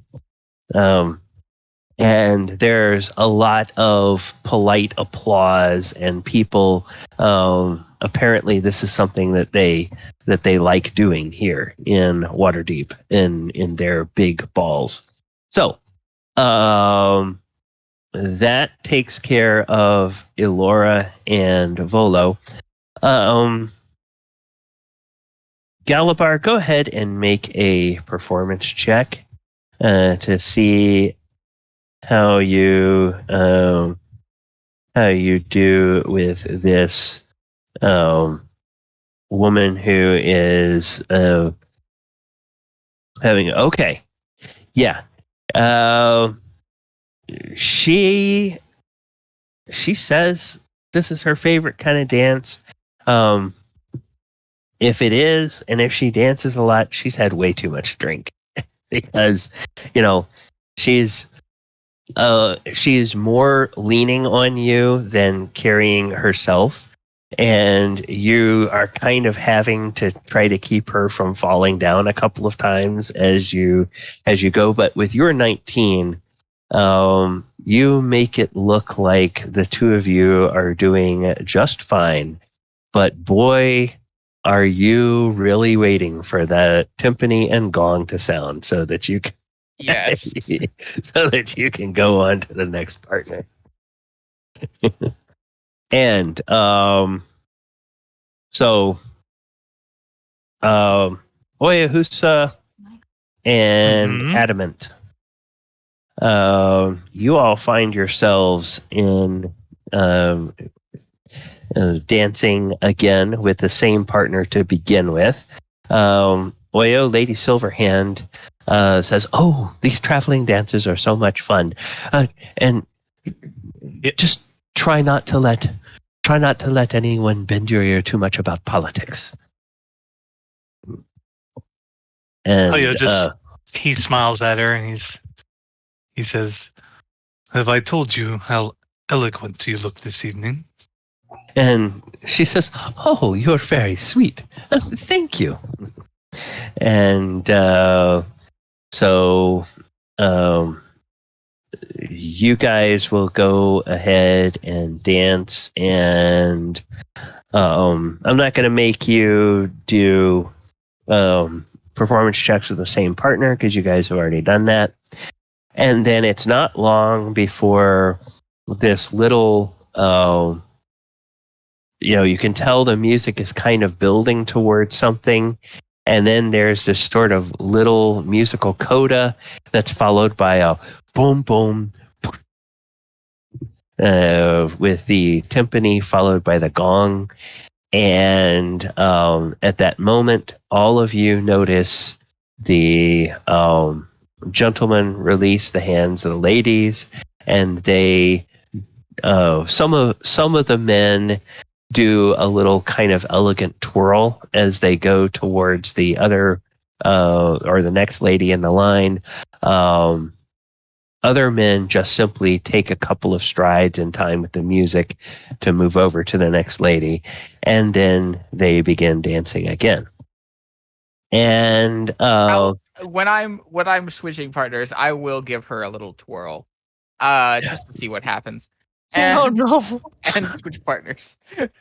Okay, you give her a little twirl, and she manages to reach up and grab her feather boa, which just sort of slides off of the horns of your mask as she tugs on it, and she kind of woozily turns around slowly, and just at the point where you think she's about to fall, there is a rather corpulent man who is also rather large. He's probably not quite 7 feet tall, but he's pretty big and he's pretty beefy. He just catches her up, and he begins dancing with her. And let me take a look at that. Okay. All right. So it looks like Heather is back. Enka, what is happening now is this is the traveling dance. Yep. So every time there's the musical coda, people change partners. Mm-hmm. All right. So I'm going to say let's go through maybe 3 of these partner changes. Mm-hmm. And so everybody go ahead and give me one performance check. And then if your performance check is really bad, tell me what happens by your performance check. Okay. So I use the give a PC advantage thing to give myself advantage. Oh, okay. All right. That sounds good. All right. Well, you didn't need it that time. Had to jinx me, didn't you? I'm using my lucky on this. To roll again. Okay, using your lucky. Okay.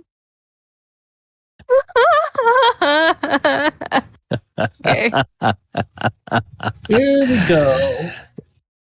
Oh, wow. Okay. All right. So, Enka, with an 8. Oh, You just had to jinx me, didn't you? what happens with your when you rotate the first time and the next partner comes in to start dancing with you? What happens? I get rotated a little too hard and slam into him. Okay. Somebody's all right. gonna have to catch. And he's like, "Oh, my lady. I'm so sorry. Are you all right?" Just strong-armed a little bit, or not so much strong-armed, just exuberantly passed to you. Yes, that's it. I was exuberantly passed to you. Ah, well, that is one of the risks of these dances. Tell me, are you are not a native to Waterdeep, are you? I can tell by your accent. No, I am not a native to Faerun or Waterdeep. Oh, very good. And then at about that time, you can hear the music is starting to build up. You're not going to have much more of a chance to talk to him. So, Elora, in your case, what happens when you get passed off at the end of the first dance from Volo? So you had Elora and Volo were having their fun little dance. They were kind of speeding up a bit, but still foolishly taking steps back and making their own type of dance out of it. As she's passed on to the other person, she tries and does the exact same thing, but she missteps, and then she steps on the other person's toes, and it's like, eat! And then she kind of like panics, and then she kind of like tries and calms herself down, so she's trying to match his pace now, and and now you can tell that the guy is hobbling a little bit, because that really with those sharp heels. The sharp heel went right onto his toe, and he didn't cry out loud, but there was a sort of the way his mouth twisted. It was like, "Oh yeah, that kind of hurt." I'm so sorry, dearie. I'm so sorry. Completely my fault, my lady. He says, trying to be gallant. Everybody else does. She'll kind of like rub his arm a bit and then cure wounds him. Oh, okay. Just trying to make the pain go away a little bit. Okay. You do that. He's. Great. That's remarkable. That's remarkable. Quite a talent, dear. And yes, she can still use it because she still has her bracelet on her wrist, but she has it kind of hidden and charmed away. Okay. All right. And then the second change. So everybody make another performance check for me.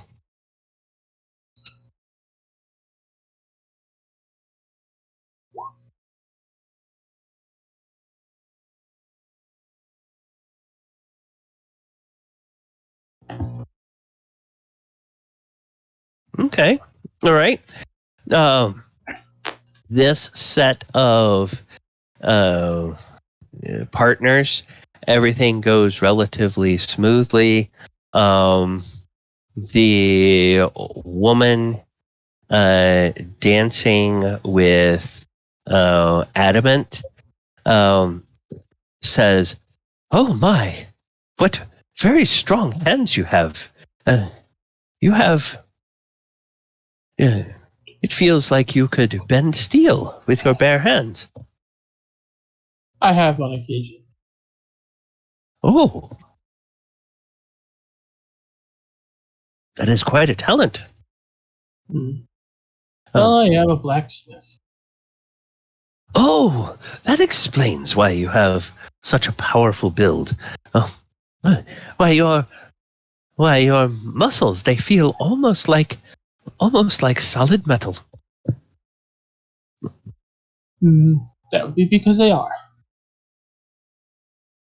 Oh, And there's like a little bit of a worried, strangled, uncertain gasp in her voice. Sounds like she's not sure whether to be sorry or to be afraid or to be odd and failing to figure out which one is appropriate. It comes out as kind of a squeak. And then about that time, as she's really fumbling for what to say, the musical cue comes up again, the two timpani and the gong, and now there's yet another switch. So everybody give me another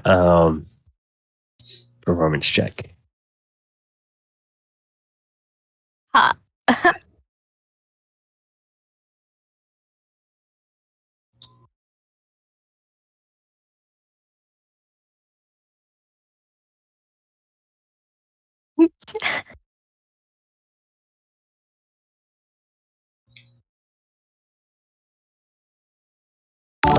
Okay, so we've got okay, that's everybody. Elora, you are I'm gonna tell you what happens on this one instead of asking you to tell me. You realize that you're distracted a little bit as the next partner comes along, because you realize that the guy that has that obsidian dragon mask is going to be the next partner that comes and dances with you. And that kind of distracts you so much that you kind of almost miss the exchange and kind of fumble, and instead of taking the gentleman's hand, your hand just sort of goes right into the tips of your fingers just sort of go right into his face mask, and it's like, okay. You don't poke him in the eyes or anything, but you just like your hand goes onto his mask instead of onto his hand, and you're like, oh, oops, whoops, sorry. But that accounts for why you were distracted. And my apologies, I was caught in the moment. Oh, that's quite all right. But you recover, and you sort of are dancing with him, and he will say, "Oh, my dear, you're very light on your feet." Kind of chuckles and says, "I sure hope I am. I know the stress adds a few pounds, if not more."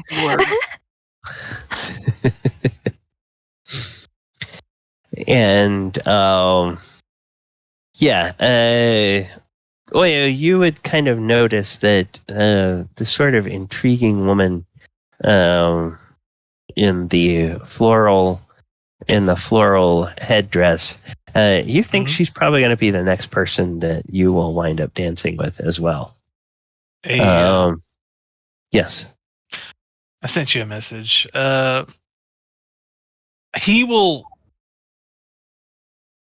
He'll kind of look into Lady Silverhand's eyes, and he'll very clearly say, "That woman over there in the elegant purple costume, do you know who that is? I can't seem to stop thinking about her." And Lady Silverhand will say, "No, I don't recognize her. That is, it's a lovely costume, though. I can see why it would catch your eye. It's very unusual." Yes, unusual indeed. Well, it's perhaps one of the mysteries that you'll have to solve this evening. I think that's what I love about these masquerades, is it's just a wonderful series of secrets and mysteries waiting to be discovered. Oh, yes, absolutely. That is one of the... Go ahead. That is one of the wonderful things about them. As well as, don't tell anybody, but I secretly greatly enjoy the dancing. Well, I think anybody who has a chance to dance with you would not find that surprising. You're very accomplished on your feet. You have a natural grace about the way you move on the dance floor. I think it would be more surprising if people thought that you did not enjoy it. And so he replies, he's, my lady, you humble me. Thank you. And she says, oh, now, hush, we can just go on. We can go on flattering each other all evening. It is rather fun, but it's a bit too much like politics. And so then... You mistake my attempts as false flattery, but they are not.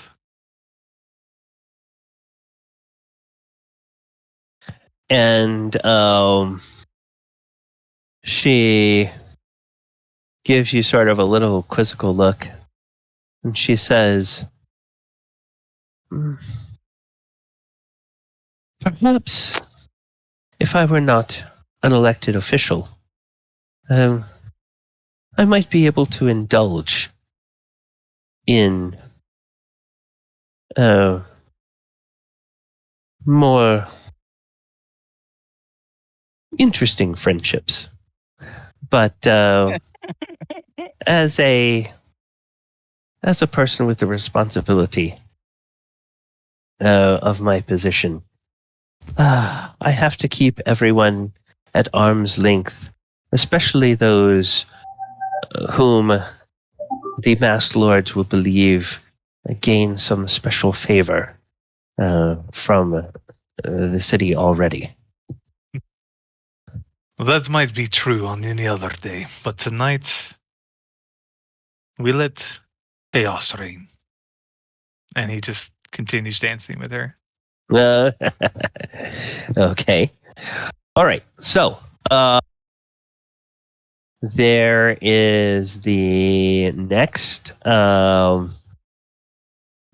little cue in the music comes up, and so it's time for another performance check from everyone, and it's this is going to be the last change before we take our break.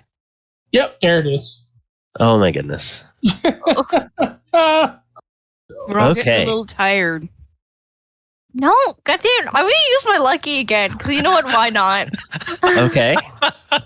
That's better. Okay, fine. Okay, so, yeah.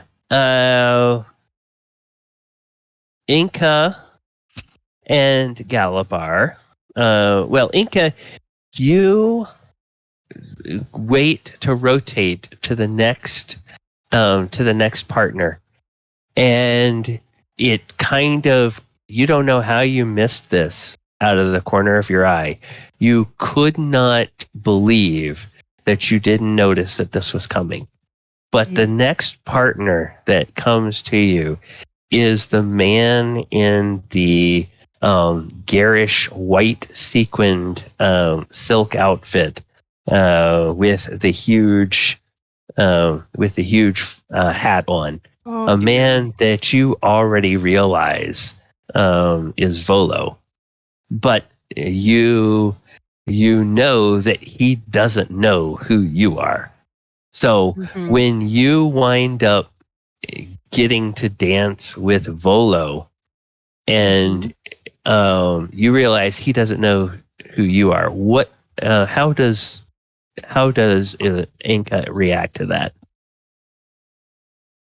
She puts on her faux simpering, excited voice and, "Oh, you're the one with such a wonderful outfit. How do you ever do it?" Oh, why, thank you, my dear. It's just when you have traveled as much as I have, and you have seen as much of the world, you gain an appreciation for the finer things in life, and you learn a little bit about elegance, and you learn how to what put such together. a big hat you have. Does your head truly fit in that hat? Why, of course it does. Of course it Or does. are you trying to compensate for something? Now I say here, my dear. And she kind of giggles like she's teasing him. Sorry, I just couldn't help myself.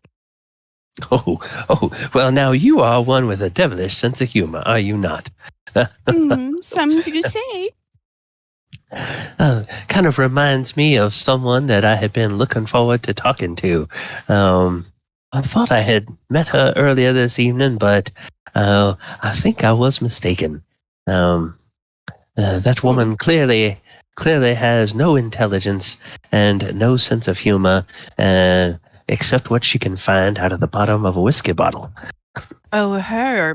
I've noticed her. She's quite a trip, literally and figuratively. Oh, yes, that she is, my dear. That she is. But now we got to make that our little secret. She's probably the wife of somebody very important, and that we would not want to offend. Well, then we'll keep it a secret between us, shan't we?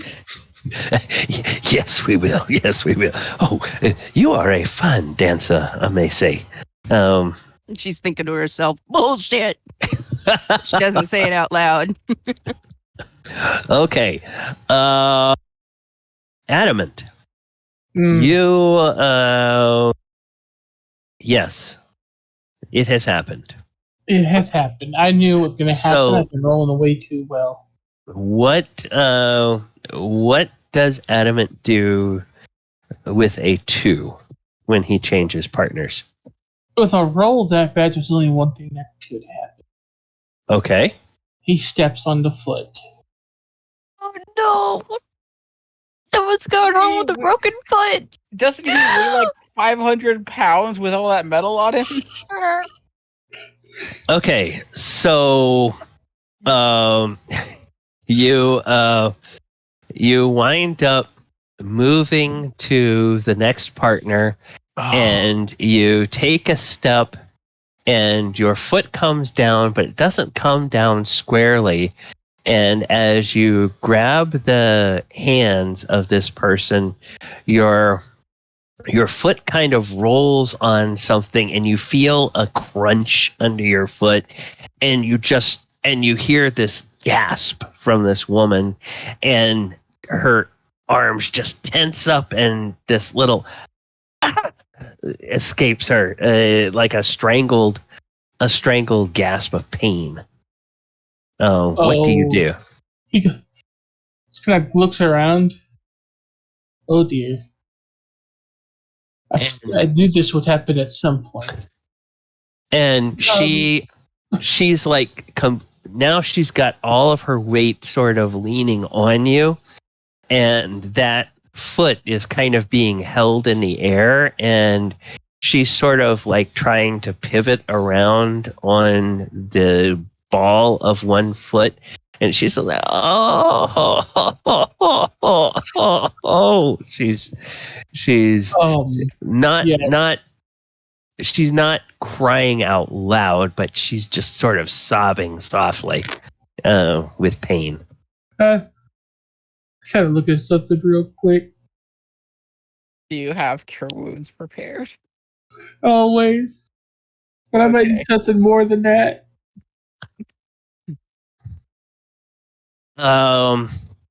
Just in my game, unless you kill them, Cure Wounds is probably going to do anything you need to help a commoner, because commoners have 4 hit points. So it's like between your base and your wisdom bonus alone, you're gonna heal any damage that they could have and still be alive. Yeah, we're gonna. What happens though? Like, did any of us see this happen? Oh, 10 hit points. 10 hit points. Okay. Well, Oyo, you might notice it, but we're gonna find out if you notice it when we get to you. So yeah, you say, "Oh, I'm terribly sorry," or what do you say to her as you do that? His reaction is, oh my, here, allow me, and he just kind of pats her back and uses to cure wounds. Perhaps you should stand on my feet. And immediately when the cure wounds washes through her, she kind of does this shiver, and then the sob turns to a surprised gasp, and she says, "The pain's gone," and she puts her weight on her foot. "My foot is healed," and stand on your feet. "Oh, of course." And she just very lightly hops up on your feet, and you just sort of clump around, and she kind of giggles. She sort of thinks that's kind of fun. All right. I do apologize. Then Oyo. The next partner that you come to is the intriguing woman. And Elora, the next partner that you come to is the man with the obsidian dragon headdress. And as your senses key in, he's got a familiar scent. It's a scent you first became aware of and associated with this person one night in Kamigawa when you were making tea. The man in the obsidian mask, What? in the obsidian dragon mask, is Oyohusa. So, Elora, what do you do when you recognize the person that you're now dancing with? Even though majority of her cheeks are covered by her mask, she'll still blush a bit, but she'll kind of hold herself up a little bit higher, and she'll say, "Well, how are you doing on this fine evening? Have you had many good dance partners?" As she kind of moves herself kind of more elegantly and trying to be more seductive in a way. Okay, yeah, and with a 16, Oyohusa, this person is dancing very nicely. And of course, this is another one of these partners, and you're going to have a few moments to dance with her, and then another one will come along. So this is a woman that you've kind of noticed a couple of times. How do you respond to her when she talks to you? He'll Runs away like a little schoolboy. What? What did you say? Runs away like a scared little boy. Oh, no.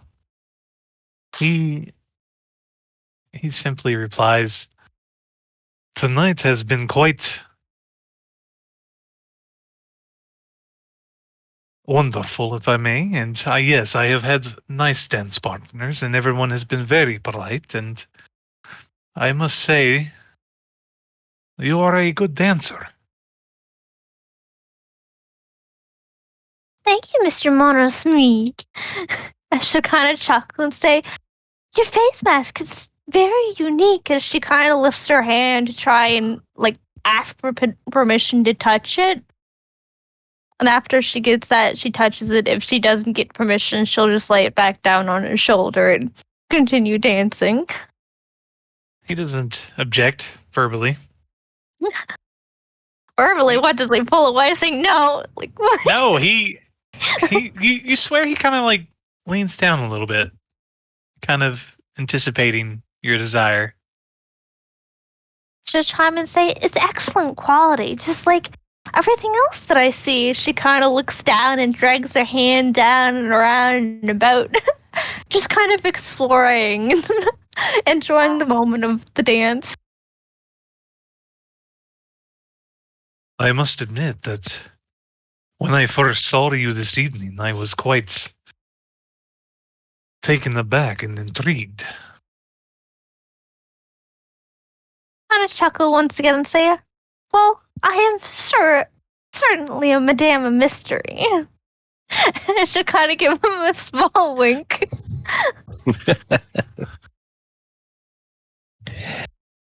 And about the time that happens, you guys can hear the music building up. It's about to be another one of those cues.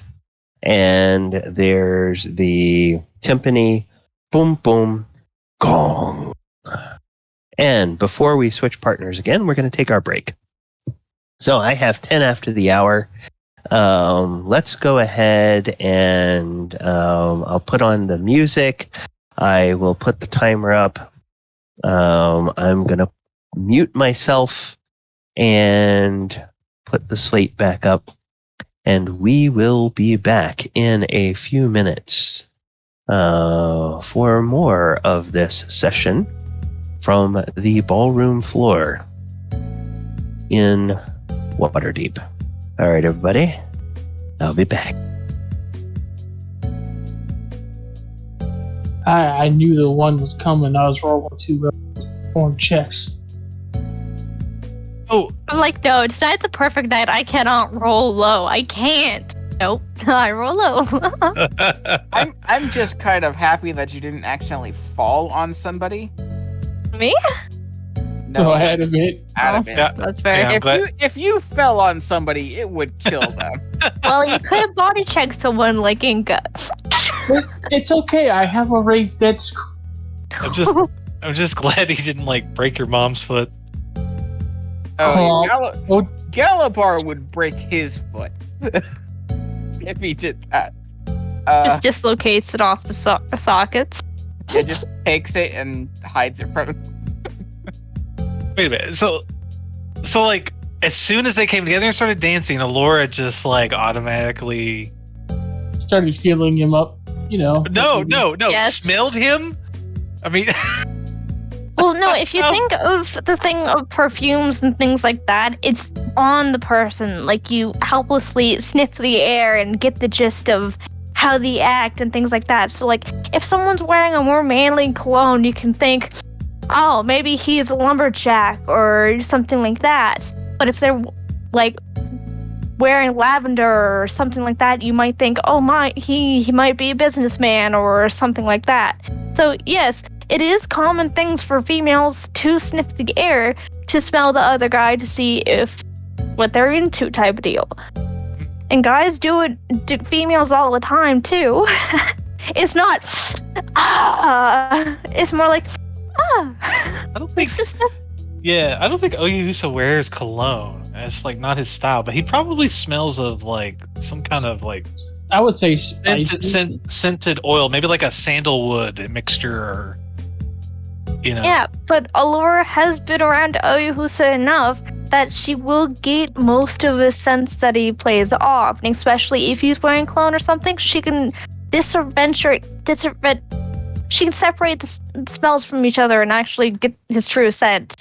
Smells like tea in some way. Yes. Right, earthy tones. Yes. She's part bloodhound. What? She's part bloodhound. Oh, that's funny. She's just No, I think we I think we established, like, lore-wise, like, that's a very elvish thing. Yeah. But it's probably prevalent in other races too. It's just in elven Especially culture, Xaxis. women. Yeah, well, yeah, imagine, yeah. But it's very elvish. I loved Volo's dancing with Heather. I mean, with Enka. My question is, where is Mr. Hat Feather? Why the drow boy? Oh, where is Dralaxel? I don't know. I Maybe want he's there. Dralaxel. I want to dance with Dralaxel. You know. He's here. He said he was going to be here. He better be here, or else Elora's going to get mad at him. Don't be afraid to speak up and roleplay how you want, guys and gals. I mean, can't expect Gally to carry it all. You know what I mean? So, if something's not going the way you want it to for your character, just get it out. I'm going to find Dralaxel after. Hopefully. Maybe. Maybe the next partner's going to be him. What if Enka secretly enjoys dancing with Volo? How would And we then find they're a that match out? made in heaven. Or hell. Who knows? At least it wasn't Elora's foot. True. At least it wasn't her 5-inch heels coming down on Oyohusa's foot. Oh man, how would she have reacted if she just like utterly failed on that Oh wait, moment? now I need to roll this. 1 second. Unarmed attack, what is that? 1d20? What? Unarmed attack, what is it? Strength. Yeah, Just roll one- strength. Yeah, 1d20 plus strength. You're not proficient, so it'd just be like, yeah, already 20 plus your Third strength mod or Dex. No, not Dex. No, I guess Dex because you're is not. for monks. Yeah.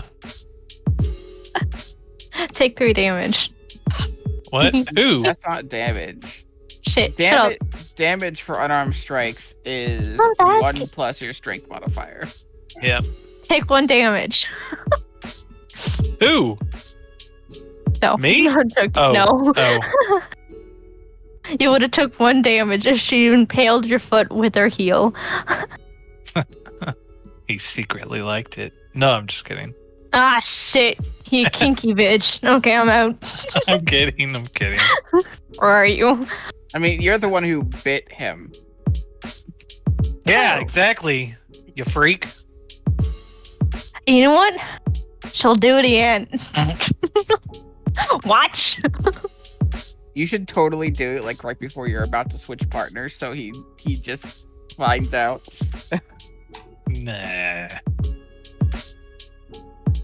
They're about to run away from each other once again in the glorious dancing of the swooping and the sweeping. She leans into his neck and bites the bottom of his ear again.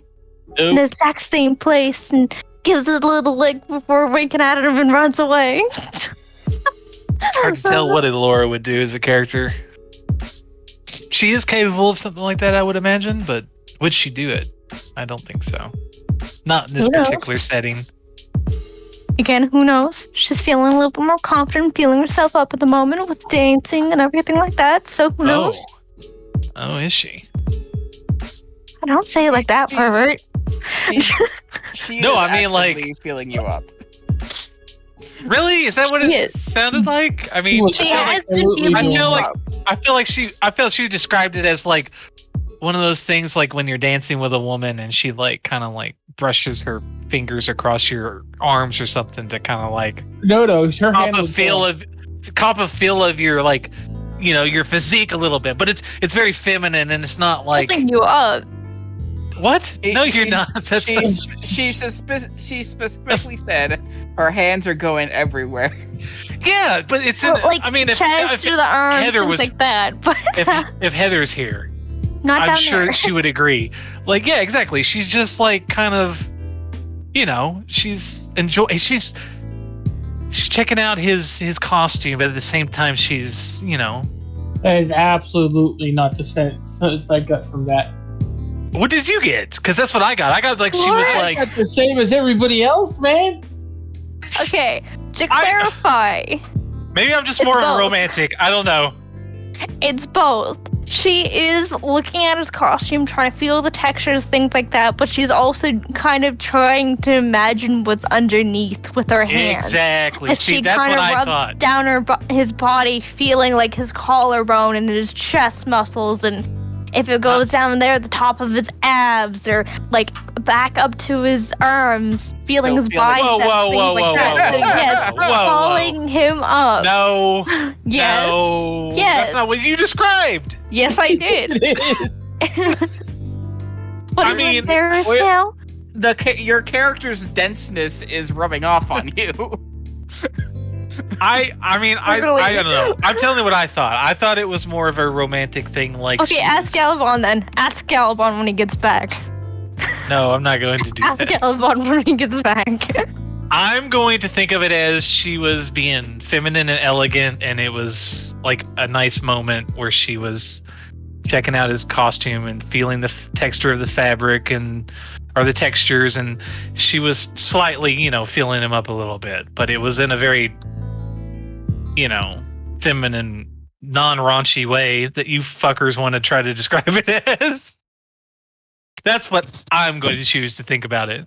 She was doing both. She wanted to feel the textures of the outfit, but she also wanted to feel him underneath.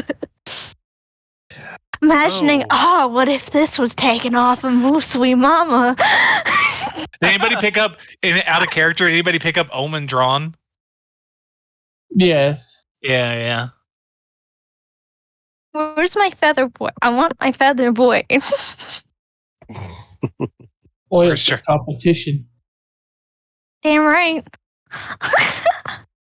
Have competition against him. Why can't I have competition too? He have you know what I meant. All right. So, we are going to get back to the game. Music is down, I believe. Yeah. This music is down all the way. Good. All right. So, as we see the partners change again, go ahead, everybody, make me a performance check. I'm gonna do the thing that gives me advantage again because I don't want to keep messing up. Okay. There. Okay. 17. Thank God. Because that's 7. Okay. Is Heather back? We have Enka. It's still on the phone, but Oh, okay. All right. Then we'll get to her when we do. So everybody has pretty much a normal dance this time. Elora, the person that you wind up feather boy. the person that you wind up dancing with is the one that has the blue, the multi-shade blue outfit that has the 4 different faces on it. And he dances with you, and his dancing is very smooth and practiced. And he says, it's a pleasure to dance with you, my lady. Your costume is quite intriguing. Those flowers seem almost real. Laura will chuckle and say, "You would not know how many people commented on my flowers. Not even this gorgeous dress or the gold accent." she'll kind of scoff and she'll kind of like tease him a bit and say, "Yes, the flowers are real, and they're quite wonderful. If I could say so myself, they blossom with excitement." Well, it is impossible not to notice the elegance of your dress and the very interesting cut of the petticoats that you have there. Those sequins that you are wearing, those are very interesting patterns. Is there significance to those, or are they abstractions, or is there special meaning to the patterns that you have chosen? Fury, it's just for special design, that's all. Oh. Add some flaminga. Oh, and I see the poor faces on yours is quite special and different. May I ask why, and what came you up with that idea? Oh, well, it is because I find that a lot of people in this city will wear different faces depending on who they are talking to. Now, I do not mean by that people will necessarily, by magic or some other means, change their appearance, but I mean that metaphorically speaking, the way that they conduct themselves differs depending on whether they are talking to someone that they believe holds a higher station in nobility than they do, or a lower station in nobility, or whether they are talking to someone who holds a great deal of political power in the city, or whether it's someone that has virtually no political power in the city. I don't know how long you have been in our fair city here, but have you ever noticed that to be the case, that people will treat other people differently depending on whether they think that person is superior to them or inferior to them in some way? She'll think for a moment and then slowly nod her head, saying, "Yes, I do catch on that quite a bit, actually. From some people who are more thoughtful and cheery and put on their best to act when other higher people are around and try and be better than anyone else. But in all fairness, we are all equal whenever we come back to the day. Either way, we're made out of gears or we're made out of skin and bone and a beating heartbeat." Well, that's quite well put. Yes. Why, I have recently met some very interesting folk, one of which is in fact I believe a living construct. Are you familiar with the Warforged? Do you understand what the Warforged are, my lady? She'll chuckle quite obviously and say, "Oh, I'm best friends with one. He often takes me up and carries me away and thinks it's all fun and games. Like, I have 2 feet too." Oh, yes, that sounds a lot about like the Adamant that I know. That is you the know name Adamant? Yes, why? Yes, I do. Yes, I do. In fact, it is my privilege to act as legal representation for him and for some of his adventuring companions. She'll kind of chuckle and think for a moment if she should play silly or if she shouldn't be serious or not. She'll continue to play silly as she kind of like pushes him on him, like teasing him a bit more and says, "Well, that sounds like a brilliant job, and I think they would do absolutely wonders with your work. You seem like a fabulous man yourself." Oh, wow. Thank you very much, my dear. And I hear that cue and the music coming. You have a lovely evening at the ball, and perhaps if I am privileged, I'll get an opportunity to dance with you again. And then just Listen, before... my sweet dear, she kind of like rubs his cheek a bit before she goes off to the other person. Okay, and as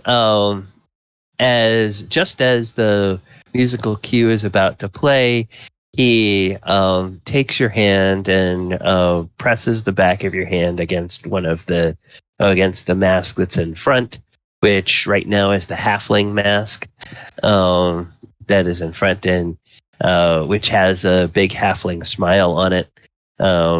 It gives the back of your hand a kiss, and then as the cue happens, off to the next partner. And Oyohusa, as this music continues and you continue passing from partner to partner, Tatsumasa says, as soon as you move away from the woman who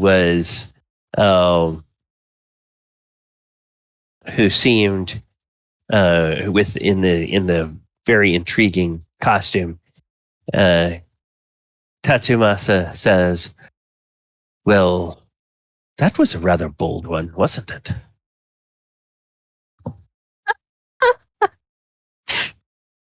I guess you could say that, yes. Yes, I think you have an admirer.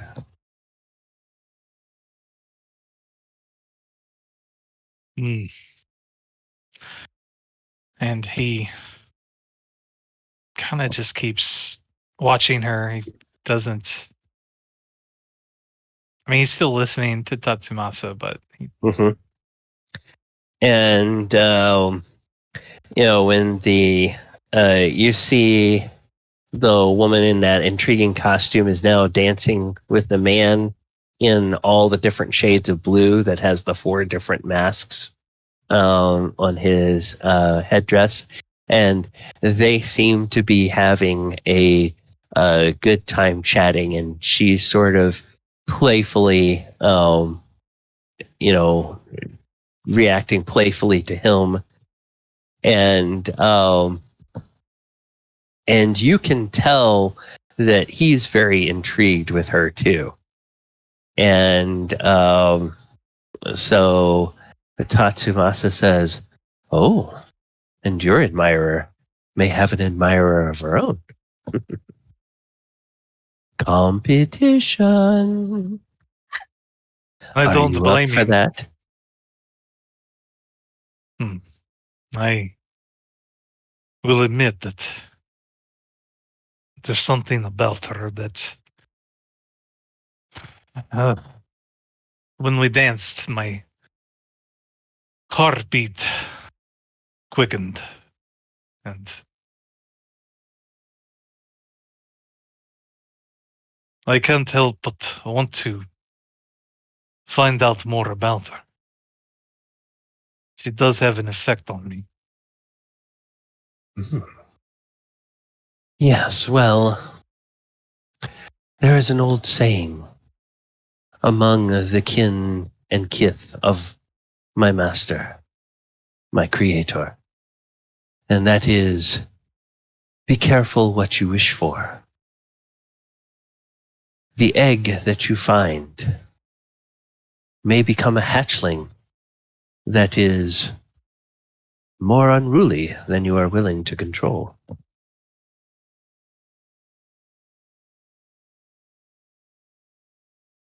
Tatsumasa, we need to work on your romantic language.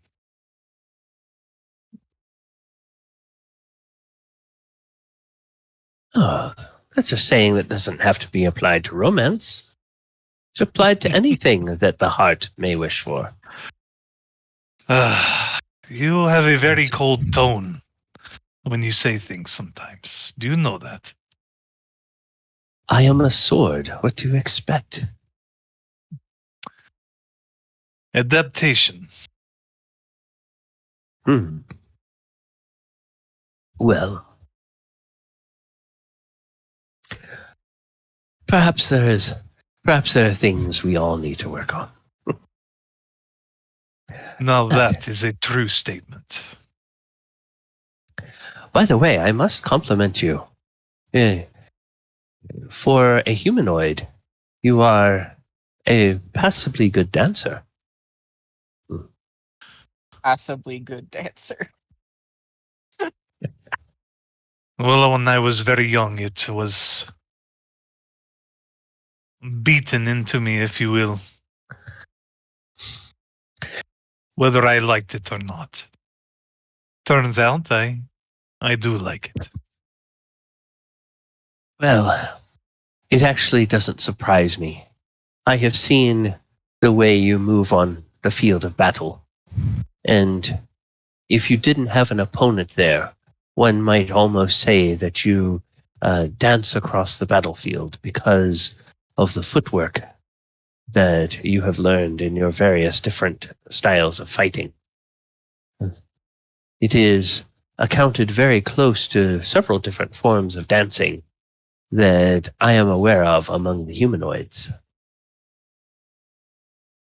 My dance master once told me that life is like a dance. It starts off awkward, but as you continue, you become more graceful and experienced. That is a good way of saying it.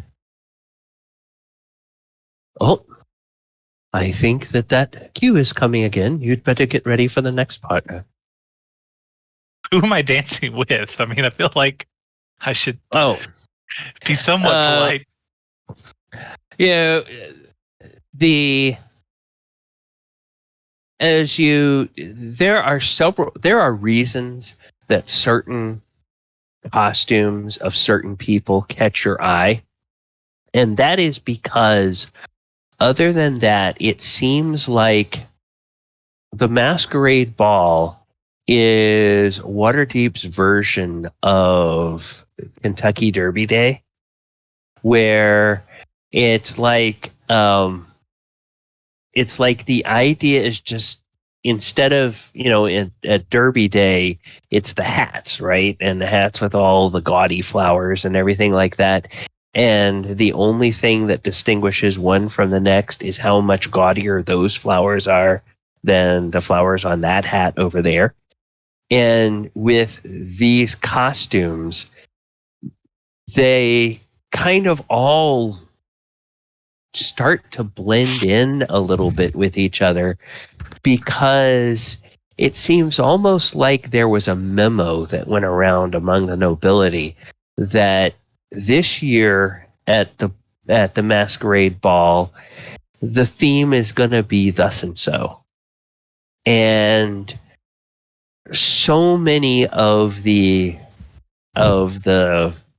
costumes and the headdresses seem to be variations on that one theme. It's just these others that stand out, yourselves included, and these other ones that stand out as being unique and different. So most of the time, you barely register, other than simply being polite, you barely register the difference between one partner that you dance with and the next, other than if it's Lady Silverhand, or, there's that one woman with the huge feathery headdress that, she's kind of tall for a woman, but, it's very intriguing. And then, of course, the one with the floral headdress that has intrigued you all evening. Those are really kind of the only female outfits that stand out to you.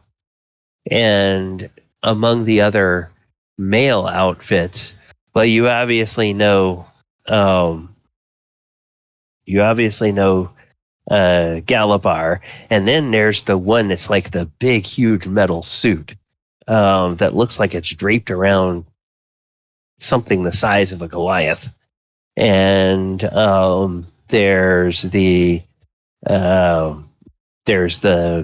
guy with the white and the sequins, and the guy with the 4 different faces, and then the guy that looks like a walking billboard for Omen Drawn. So those are like the only male costumes that stand out to you. And that goes for the rest of you as well. Enka, maybe the one other one that you recognize that's really different is the tall gentleman with the sort of nomadic costume that you danced with earlier. That would be the only other male, other than the ones that you guys noticed coming in, that is different than the variation on this year's, in air quotes, theme of the Masquerade. Okay, so after a few more changes of partners, this traveling dance ends, and the orchestra will make another announcement. And again, it appears to be one of these things where there's like a special.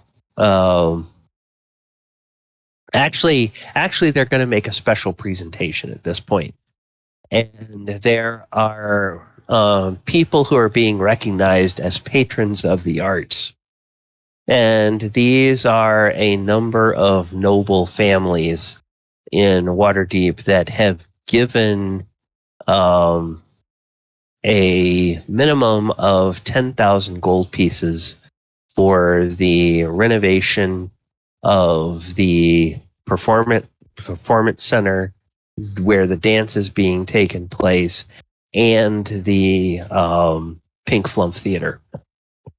So there's probably about 12 couples that are asked to come up on the dance floor,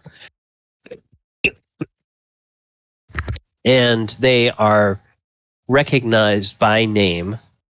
And Lady Silverhand is asked to go up there, and she does not, want anybody to go up there with her. She goes up by herself.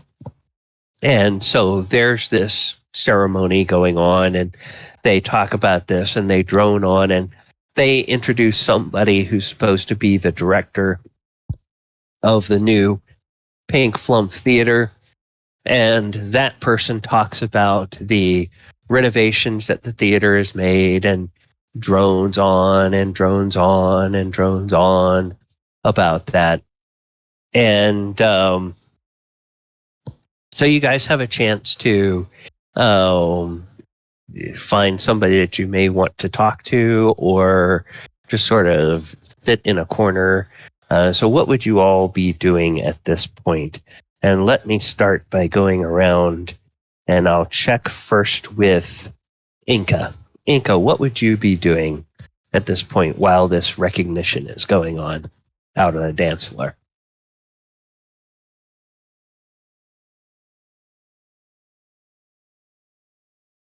I think she's AFK again. Oh, okay. All right. Well, then I'm back. Adamant. Oh, okay. I'm sorry. Sorry. I had to go down and yell at my husband.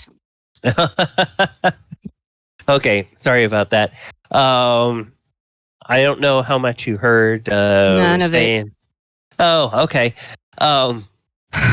After this song ends, there's a recognition that happens for couples that have given noble couples that have given 10,000 gold pieces or more to the restoration of the Performing Arts Center and the Pink Flump Theater. And so that means obviously everybody is cleared off the dance floor so that these people can be brought up and recognized. So that means that each one of you has an opportunity to either find somebody you want to talk to, or sort of melt into the background, or whatever. So what would Enka do at that point? She would have cleared off of the dance floor with whoever her last partner was. I'm assuming that my last partner, since I wasn't here mentally during the game, was somebody that I didn't know. And Correct. all right. So then I just kind of, I don't know. At this point in time, I think she's just feeling like a wallflower and will go stand at the back of the room. Okay, she wouldn't be looking around to see anybody that she had recognized and try to find out where they are. She'd just be I'm assuming that I've already seen at least Galibar. He showed his mask, so yeah. You've spotted Galibar a few times, and of course I know Adamant, so I know they're here, and I'll kind of sort of look around for someone that's kind of Elora's size / look, I guess, so to speak, and Oyohusa's on his own, so yeah, she'll just, to go get a breather or something like that, she'll just go stand in the back for just a minute or two. Okay. As you go to the back, you realize that in several alcoves along the back, they actually have these set up as little serving stations where they serve alcohol at one station and where they have little plates of hors d'oeuvres at another station. So would Enka go to grab something to drink, or would she go to get some finger food, or neither one? Probably something to drink, at least. All right. So she goes and helps herself to something to drink. Mm-hmm.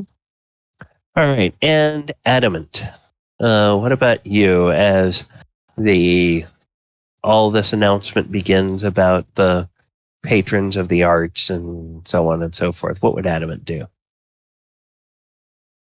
Adamant would also go stand at the back of the room. Okay. And you notice that they have thought about the fleshlings. There's refreshments to drink over there. There's food to consume over there. But these racists, they don't even once think about the Warforged. There's no lubricating oils. There's nothing to restore the sheen. Why, you just want to grab a table and flip it over. No, you don't. No. Not Adamant. Other Warforged might feel that way, but not Adamant. All right, so This guy stands there, shuffles his feet. Would you look for anybody in particular, or would you? You'd see if he knows what Elora looks like. See if he could pick out anybody else. Okay, yeah, and you recognize Galibar,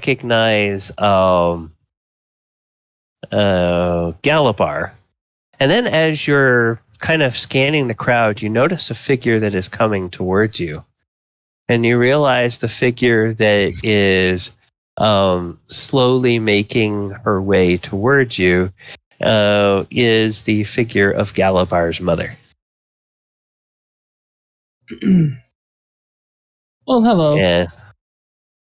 It's going to take her a couple of minutes to get over here. Okay, so gotcha. Before she gets here, we're going to go and we're going to see about Galibar. So Galibar, when they clear everybody off of the dance floor, what would you do? He's going to go look for something to drink because it's been a lot of dancing. Yes, it has. And you quickly find your way over to one of those bars.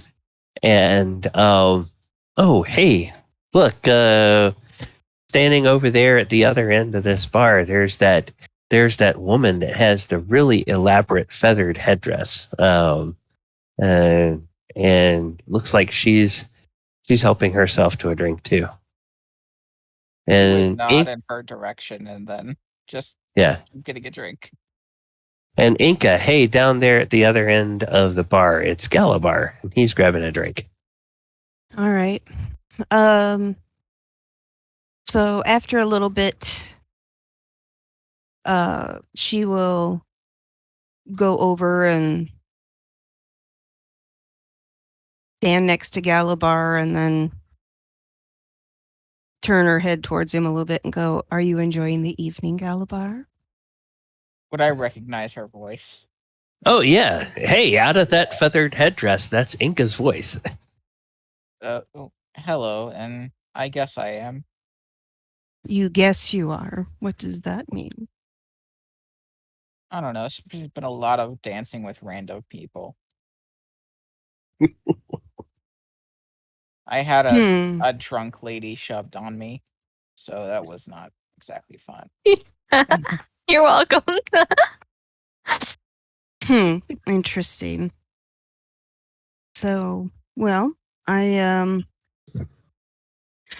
guess we would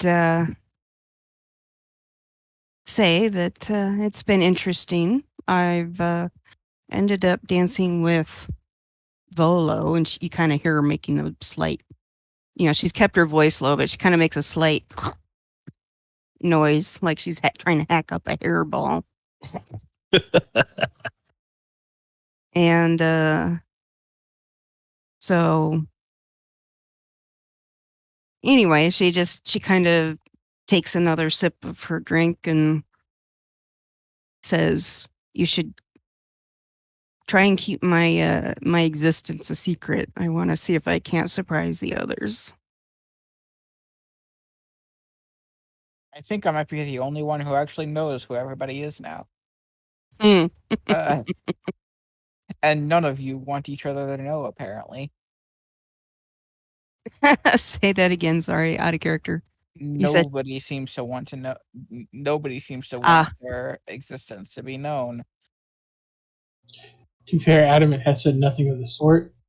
He hasn't really talked to you all that much, other than him handing his own mother over to you.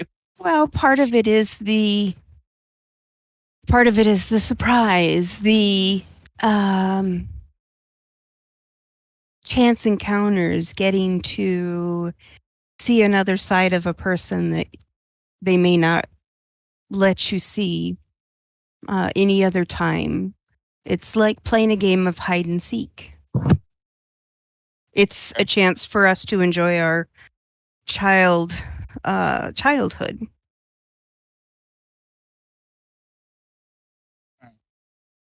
If you say so.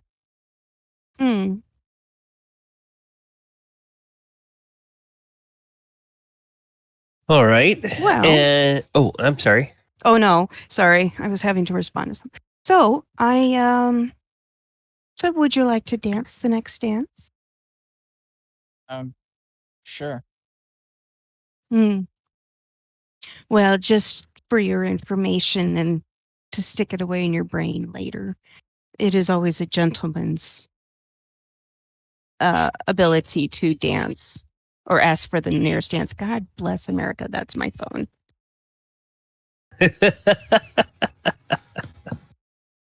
Okay, well, we're going to go ahead and rescue Enka from her phone and Oyohusa. So they start clearing everybody off to have this recognition about the patrons of the arts. What would Oyohusa do at that point? I think he would just listen, and maybe make his way back towards Lady Silverhand and kind of just. Oh no! Lady Silverhand is out in the middle of this, and she doesn't want anybody to be out there with her. Jeez, this is like one of those public ceremony things that she's got to do, and it's like she's not going to drag you or anybody else out there with her. Okay. So you're sort of on your own, and it's just a matter: would you be scanning the crowd for anybody in particular? Would you be trying to get some refreshment? I think he would watch the presentation and then wait for everyone to. I mean, I'm sure the band will pick up after that, and everybody starts dancing again, and then he might do something differently at that point. Okay, so you're there listening to what must be fascinating if you're a real patron of the arts, or if you're a student of architecture, about different design choices they made in the reconstruction of the Pink Flump Theater, and about some of the exciting programs they have coming up for this next season, and the productions that they're going to have at the theater, and yada, yada, yada, and all this kind of stuff. And Elora, as the dance floor is cleared, what would Elora be doing? Of course, Elora would make her way to go get a drink, because after all that dancing, being in this dress and being able to dance and be uncomfortable but comfortable at the same time really is getting to her. So she gets a drink and quickly goes out on the balcony to get some fresh air, possibly see the outside. If the outside's lit up, seeing if there's any flowers or if there's a garden nearby or things like that from the balcony. Okay, well, as you get a drink, and as you're making your way towards a stair leading up to the balcony, you notice somebody over there just kind of watching the presentation. His back to you, seemingly unaware of anything that's going on, just kind of, you're not sure whether he's bored waiting for this or whether he is really intrigued by what's going on. But yeah, over there looks like the person that you now know to be Oyohusa is over there watching the Instead of just getting one drink for herself, she'll get another drink as well. Okay. And she'll have it like tea, but it's like laced with some sort of alcohol. Okay. Either way. But she wants something to enjoy the mood. Okay. Okay. Uh-oh. I heard a crackle. Being Galibar coming back. She'll get two of them. She'll cut the crowds, hopefully not trying to spill the drinks or thinking something like that. She'll say, "Oopsie, move out of the way. Excuse me." She'll kind of go to the balcony closest to the presentation because she still wants to overhear what's being said, but she just wants the fresh air to fill her lungs, cool her down. Okay. And Oyohusa, with your 28 passive perception, some movement catches you out of the corner of your eye, and you look over there, and you see that intriguing woman with the flowers on her headdress. She's standing there by herself, but she has 2 drinks in her hands.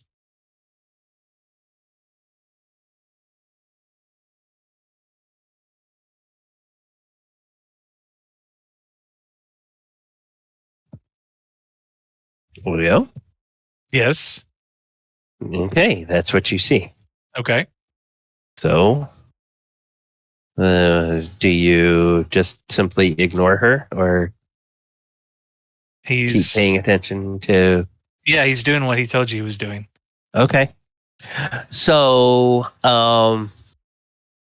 Elora, you know that he probably notices you, but he doesn't give any outward sign that he notices you. Either way, it doesn't bother Elora because that wasn't the main purpose of going out on the balcony. It was just to relax. If anyone came to join her, then anyone came to join her, and she'll have a pleasant conversation, but she'll more seek out to relax. After a few minutes, you kind of do notice some movement over there, and the man in the blue with the 4 different face masks he sort of comes over, and he stands not right next to you, but like he leaves a space because he sees that you have 2 drinks, and so that's clearly an indication that you're waiting for somebody as far as he's concerned. So he doesn't want to get too close, but he stands there for a couple of moments, and when nobody comes up, he turns to you a little bit and he says, my, you must work up quite a thirst when you dance. You kind of like be caught off guard a bit and like jolt up after leaning a little bit down on the what's the thing called? Balcony The banister. railing. Yeah, banister. Yeah. There we go. She'll kind of lean upon the balancer and then she'll kind of jolt from the surprise of the voice and she'll say, oh yes, I do quite up the thirst. She'll kind of like hold her mouth for a moment, like English, as the alcohol kind of like tingled her a bit. She'll kind of chuckle and say, pardon my English. May I interest you to the drink? I haven't touched it yet. Oh, you sure you're not waiting for somebody else? No, dear, it's perfectly fine. She'll kind of slide the drink over his way. Oh, and he will step over closer to you. And so now, Oyohusa, you see that woman has been joined by somebody else. The man in blue with the four-faced headdress. And Careful, it does have alcohol in it. And he says, oh, well, those are the best kind of drinks, I think. As long as you're careful not to drink too much. I have seen a couple of people here tonight who I'm drinking a little bit too much. Or drinking before the party. Absolutely, my dear lady. Well, so last time we were talking, you mentioned that that we both know someone in common, and that is our friend Adamant. So now, have you known Adamant very long? Elora tries to hold it back, but she can't help but chuckle, but says, yes, Adamant is such a dearie. And his best friend, too. That Galibar, he always goes around with those drinks, and he always tries to have us a good time. Something like those tankards of plenty, I believe they're called. Oh, so I must suspect that then you are one of Adamant's traveling companions. And he kind of looks, and your costume has I guess the best way somebody could look, it would see your shoulders and the width of your shoulders. And he says, yes, I believe we had a little conversation not too long ago concerning news from home. Did we not? You kind of chuckle again and say, well, I do have to say, before you even go into talking about that, I do enjoy you finally seeing me as equal. Good job tonight. But yes, very much so. Oh, well, that is one of the joys of these masquerades, is that people do allow themselves to take on different personalities. Now, I truly know that you and I both have the same feeling about our home, because can you ever imagine a woman with ambitions in our home allowing herself to come to a masquerade ball like this and not be seen as the most imposing and impressive person in the entire room. It would be anathema. Her cheeks will kind of go a little bit more pinkish. She takes that as kind of compliments.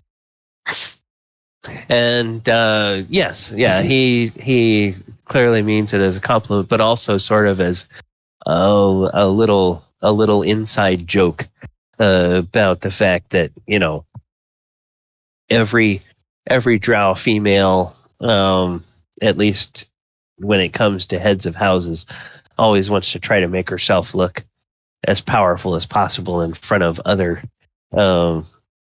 drow. So he will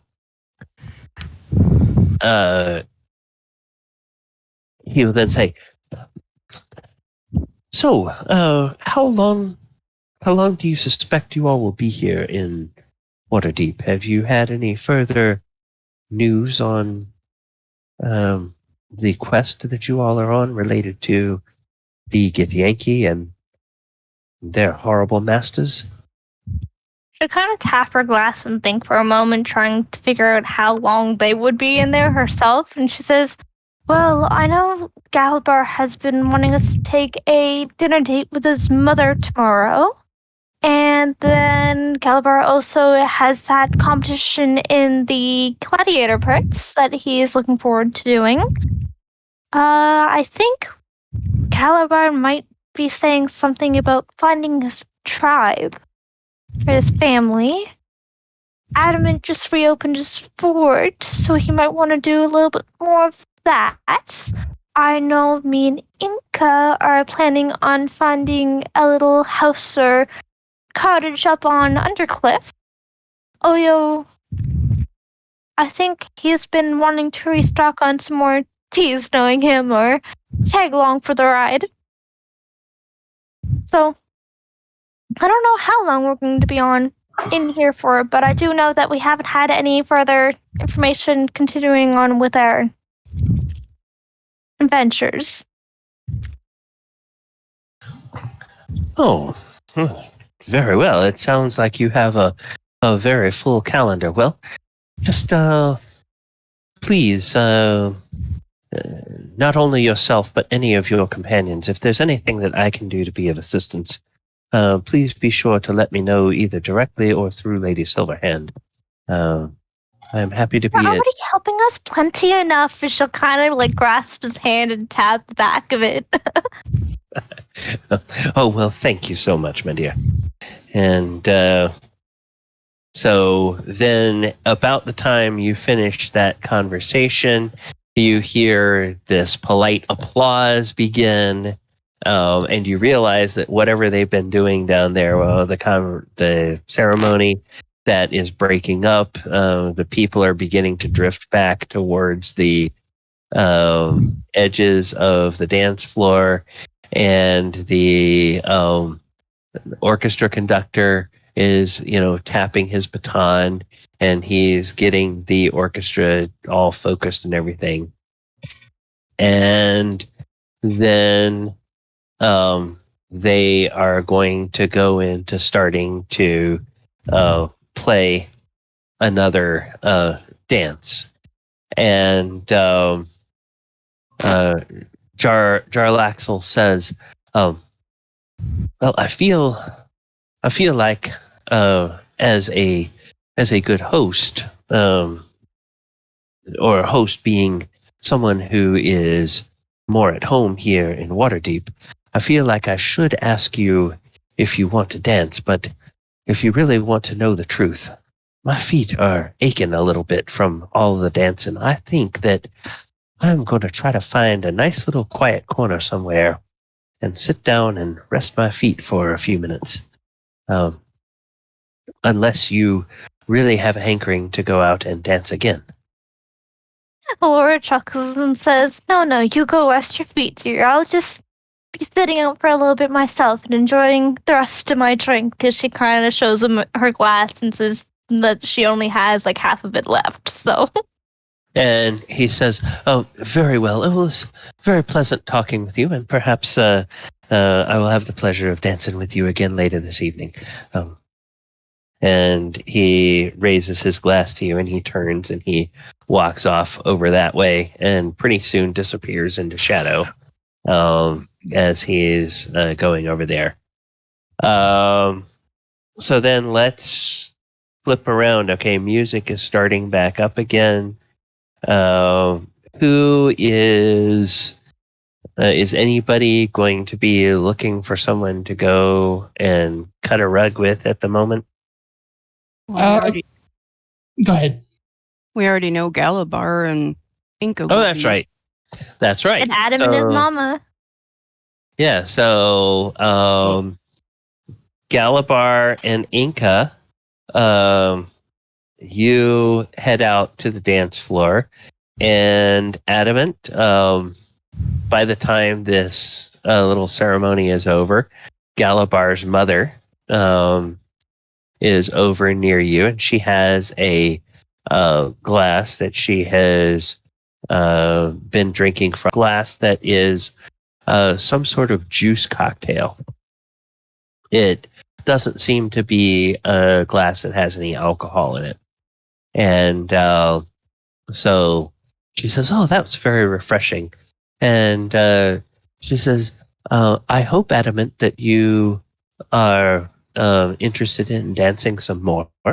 I would very much like to see how your steps have improved since the beginning of the evening." Well, I did step on somebody's foot. "Oh, you stepped on some poor lady's foot. That is horrible. Is she okay?" She is now. "Oh, that's good. You were able to use some of your clerical healing on her then." Yes. I had to. The foot broke. Oh my goodness. Well, and she sort of looks up and down and she says, "Yes, I would imagine that getting stepped on by even a normal human wearing that much clothing," she says, kind of trying to figure out whether that tuxedo is supposed to be armor or supposed to be clothing. That would probably hurt quite a bit, but with a warforged underneath all of that, yes, I can see that would be probably quite painful for a mere human. But I hear the music starting. And she takes Adamant by the hand and she starts pulling him out onto the dance floor. So, Enka and Galibar, go ahead and roll a performance check. Yes, go ahead. Oyo, we're coming to you. Okay. Just all right. So, Enka and Galibar will, you start dancing, and Galibar, you realize, hey, those lessons that you gave Enka are really paying off. She's dancing very well now. She's a quick study. Mm-hmm. And Adamant, go ahead and make a performance check.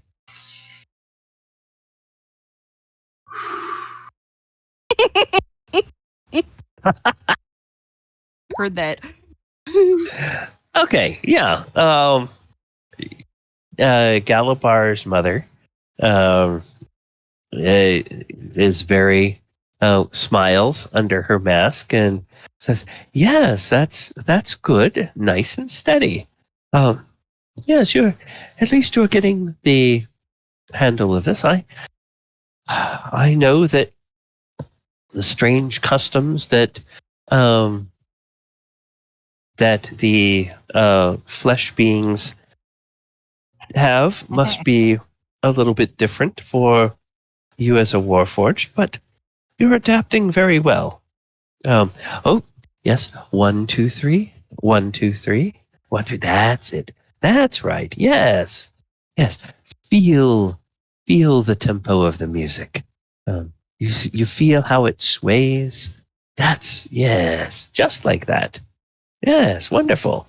And she prattles on as she dances with you around the dance floor.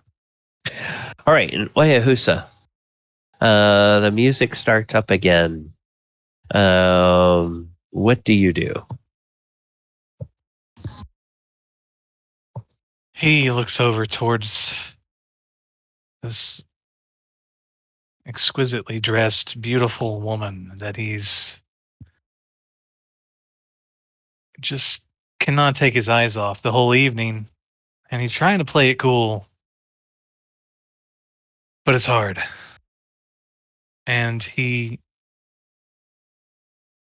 slowly, confidently walks up to her, so she deliberately, so she knows that he's approaching. And he even kind of slows it down a little bit. And hopefully he's definitely making some kind of a masculine display.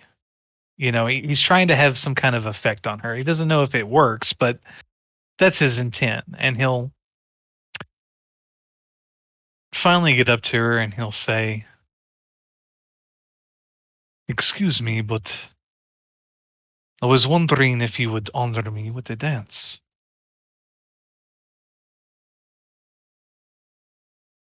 Look at her drink, then look at Oyohusa and say, well, I did have plans on finishing my drink, but I guess we could dance.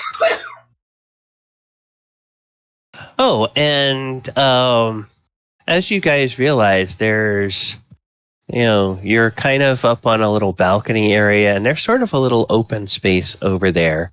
And, you can hear the music up here, and it's kind of a area that's partly in the glow of the lamplight and partly in shadow over there. And there's sort of a window out over there, and you can see the night sky over the city of Waterdeep, and some of the stars twinkling up in the sky, and the partial moon hanging in the sky over there. So you have a moment that you can either allow Elora to finish her drink, or probably you could dance with her in such a way that she could hold on to her drink as while you're dancing. It's up to you. What does she say to him when he comes up again? She said something about finishing her drink. Oh. There's probably like about this time there's like a waiter comes by with a tray, and he just says, "I'll get you a new one after we dance." And he kind of politely yet forcefully sets her drink on the tray, and he takes her by the hand, and he'll Okay. Yeah. Okay. Elora, a little bit of a new side of Oyohusa. Okay, he's kind of taking charge. Chicano Omar then say, very well then. It was very good tea with mix of, I believe it was rum?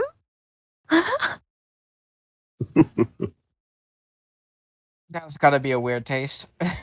Shut up. I forgot the Bailey's, that's what it's called. Okay, there we go. He kind of leads her gently a little bit further out on the balcony, and he'll slowly pull her in close, and he'll say, "How are you enjoying your evening?" This evening has been filled with lots of entertainment and excitement and thrills and mishaps. But we don't talk about those, do we? She kind of like carefully like teases him and by like patting his chest a moment, like we don't talk about that. She kind of looks away. But How has your night been going? I've seen you glance around here and there, catching my eye. If I do say so with confidence. Dare I tell you the truth? Will it be my honor? The best part of my night has been when I am dancing with you. Oh, it's such a cute. Oh. Elora's cheeks will flush with pink, even though you barely see it. You can probably tell the tints of it by the bottom of it. Her lips go a little bit more red from embarrassment, and she'll say, "Well, that's so sweet. I do have to say you are a remarkable dancer, one of the best that I've danced with tonight. And I have the pleasure of dancing with you again. It must be my lucky night." He kind of respectfully just slides his hand a little bit to the middle of her back, and he pulls her a little closer, and he moves in a little bit closer, and he say, "Well, you honor me, but I assure you the honor is mine, and I think that you are quite a good dancer as well. I haven't been able to stop thinking about you. I must know more about you. Tell me something about yourself that you normally wouldn't tell someone." She'll kind of lift his chin a bit with her fingers. She, traces it from his shoulder up to his chin and say, "Didn't I say it was a Madame a mystery? I plan on keeping it that way. But if you so do want to know," and she traces it back down to his shoulder and continues on down his arm, "I do have to say I have a very thrilling lifestyle that it blossomed to be. And to be honest, whenever I think about it, some days it really excites me of how much I have grown and the people that I get to hang out with and build with and have these types of relationships with. Not nobody knows everything about what happened."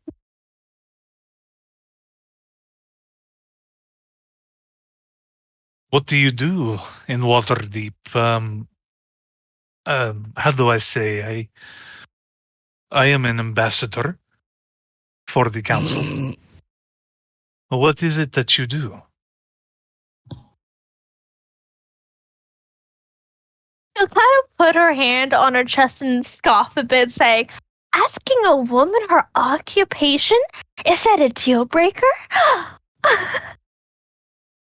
Trying to act offended, but you know that she's only teasing you.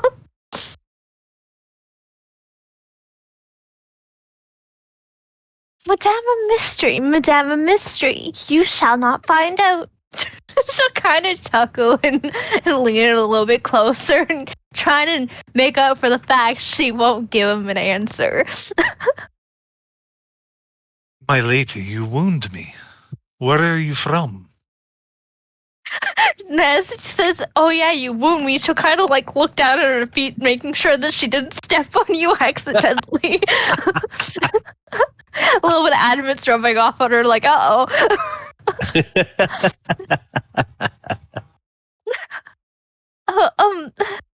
Well, I'm from many places, but two in particular, but multiple places as I come and fro.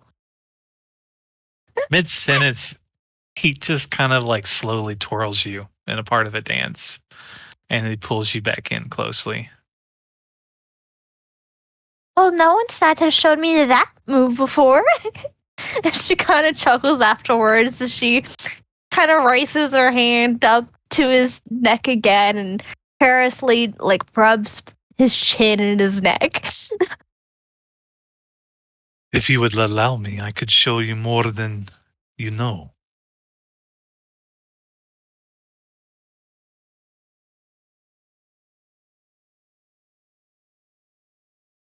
She'll think for a moment and she'll kind of like stare at him in his eyes and think, what do you think you can show me that I haven't experienced already? My dear, I could show you the world. No. Your song just keep playing in my head. Oh my god. I can show you the world. I can show you the world. Okay. I could show you the mountains. Splendor. And I could show you the seas. And all the great places that lie in between. I would say the trees and the seas and things like that excite me. I would say the mountains do, but they're a little bit more chilly for my bones. More comfort and what I would say heat is needed. She kind of like comes up a little bit more closer. She kind of rests her head basically on his shoulder a bit more.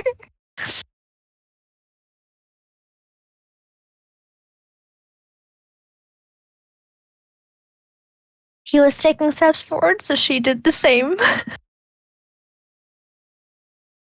Okay.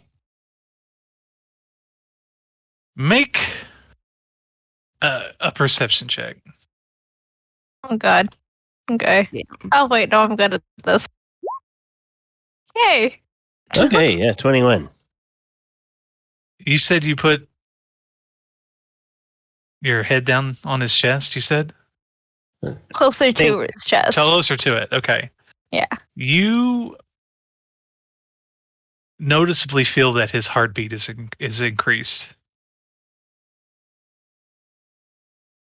You can probably literally feel it. Yes, you're having an effect on him. Oh, more than definitely. Oh, if he only knew. I don't want to even go there. No. She'll kind of place a hand back on his chest and say, well, may I say that you might need to take a breather. Is my heatness getting to you? Are we too close? Like, is it not the right setting for the mountains?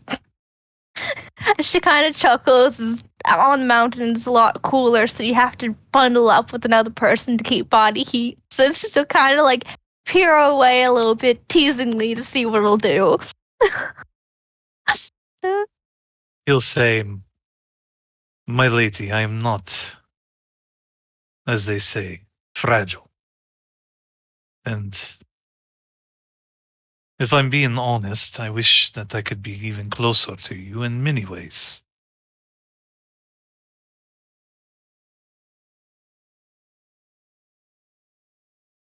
Laura will tilt her head and pourquoi? What do you ever mean?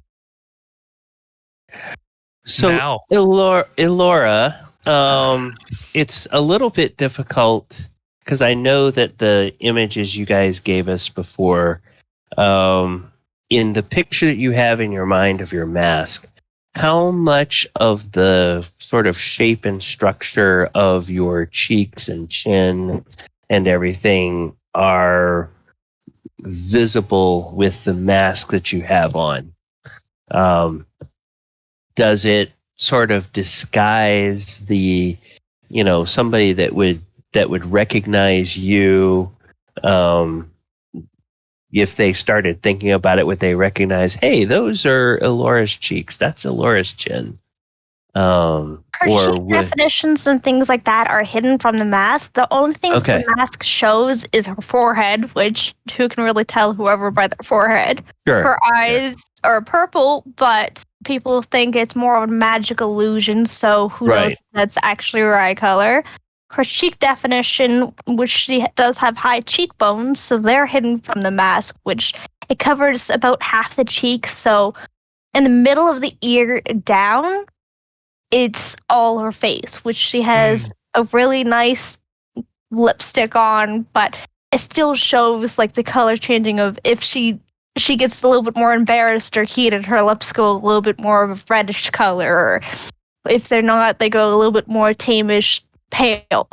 But the beak itself stops a little bit past her nose, which doesn't stop any from like kissing her cheek or kissing her lips or her neck, whatever else. Okay. I was just thinking more of, now that Oyohusa has been close, that 28 passive perception if stuff would start to kick in.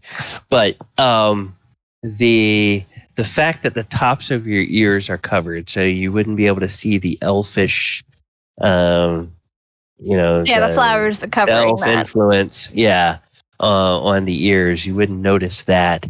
And the fact that she's somewhat disguised in her skin tone. All right.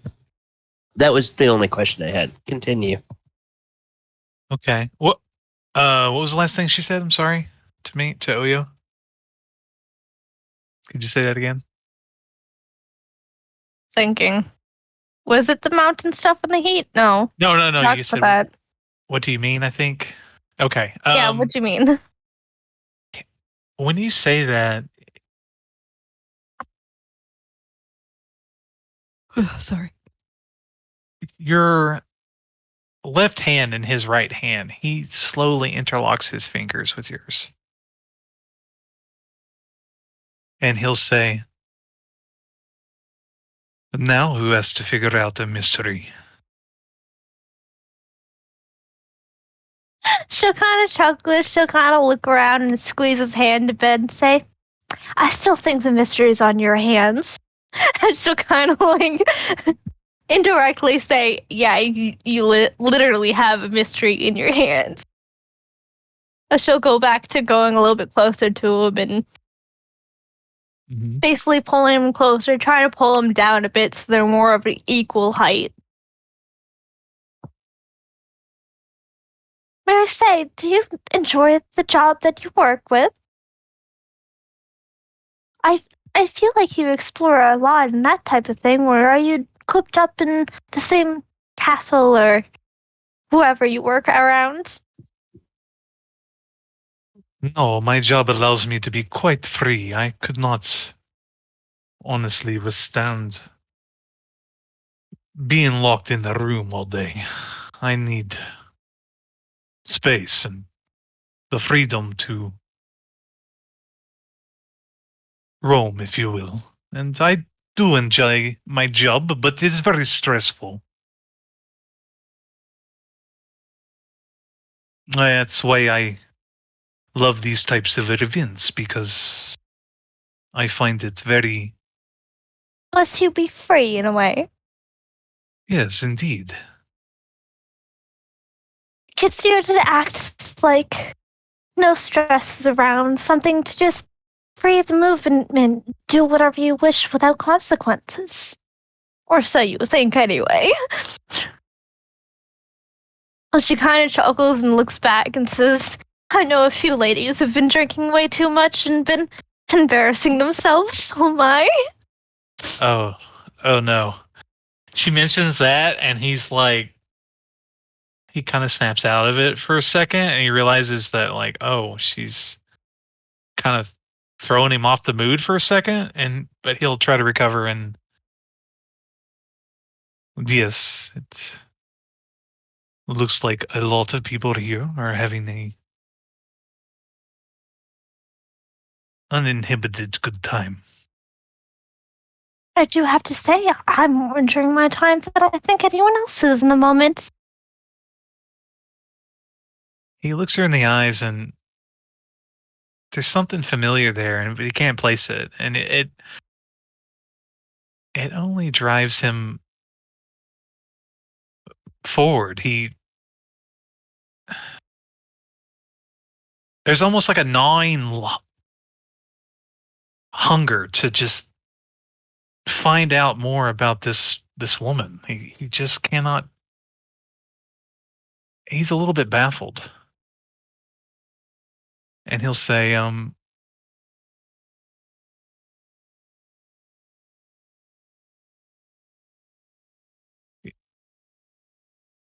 "It has been a very stressful month for me, and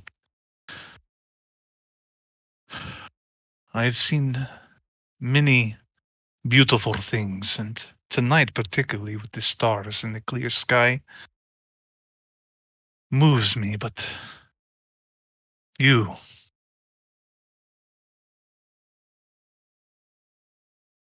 are fairer than a blooming jasmine at midnight. I cannot help but want to bask in your presence.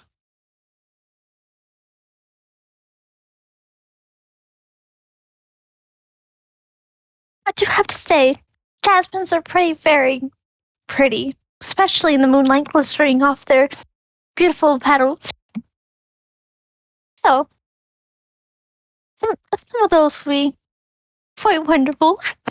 She's a little bit breaking in the moment, a little bit embarrassed, but she's trying to keep up the confidence, and she says, well, if you like to bask in the glory, why just stare when you can make sure that you have a good time? As you're so stressed, then forget about all the worries tonight and just ease. As she kind of like,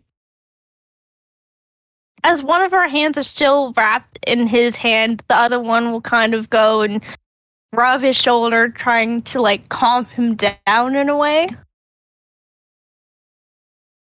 Trying to ease him out of his worry or stress so he could just act out of impulse instead of having to think of consequences afterward.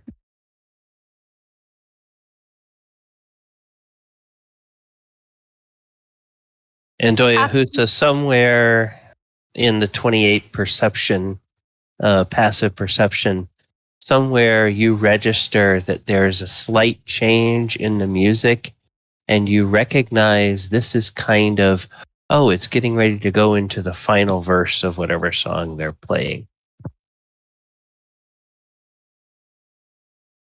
Does Elora possibly pick up on it, or? I would let Elora make a. Well, what's Elora's passive perception? 18. Check quick. 19 or 18? 18. Yeah, 18. Yeah, you'd probably notice that too. You would register a little bit of a change, but it would take you a moment to realize, oh, last verse. She kind of catches up on it slowly after easing the shoulder a bit. She'll kind of raise her hand back up slowly, of course, not racing it, but she'll brush it up against his chin, like looking at his jawline back to his ear and kind of back down, almost teasing the hair on the back of his neck a bit as she does. So what do you say? Enjoy the last bit without any stress? He looking dead into her eyes, and okay, he's gonna make a wisdom save. I've got his DC in mind. Let's see what happens.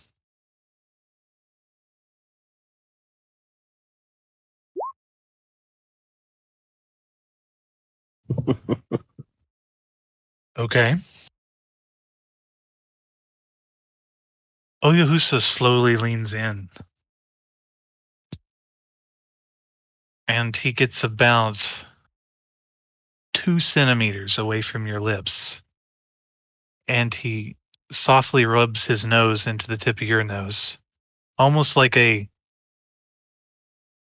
playful hint of what's to come if you allow him. What do you do? Well, it would be more of a peek to the mask, but either way. Yeah. Elora will she's see that and give back the glances of his eyes and kind of like frail them so it's more intensely like, I bet you won't.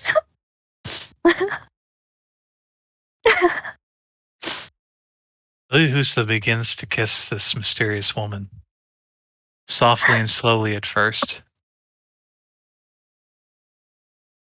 As he pulls you in close.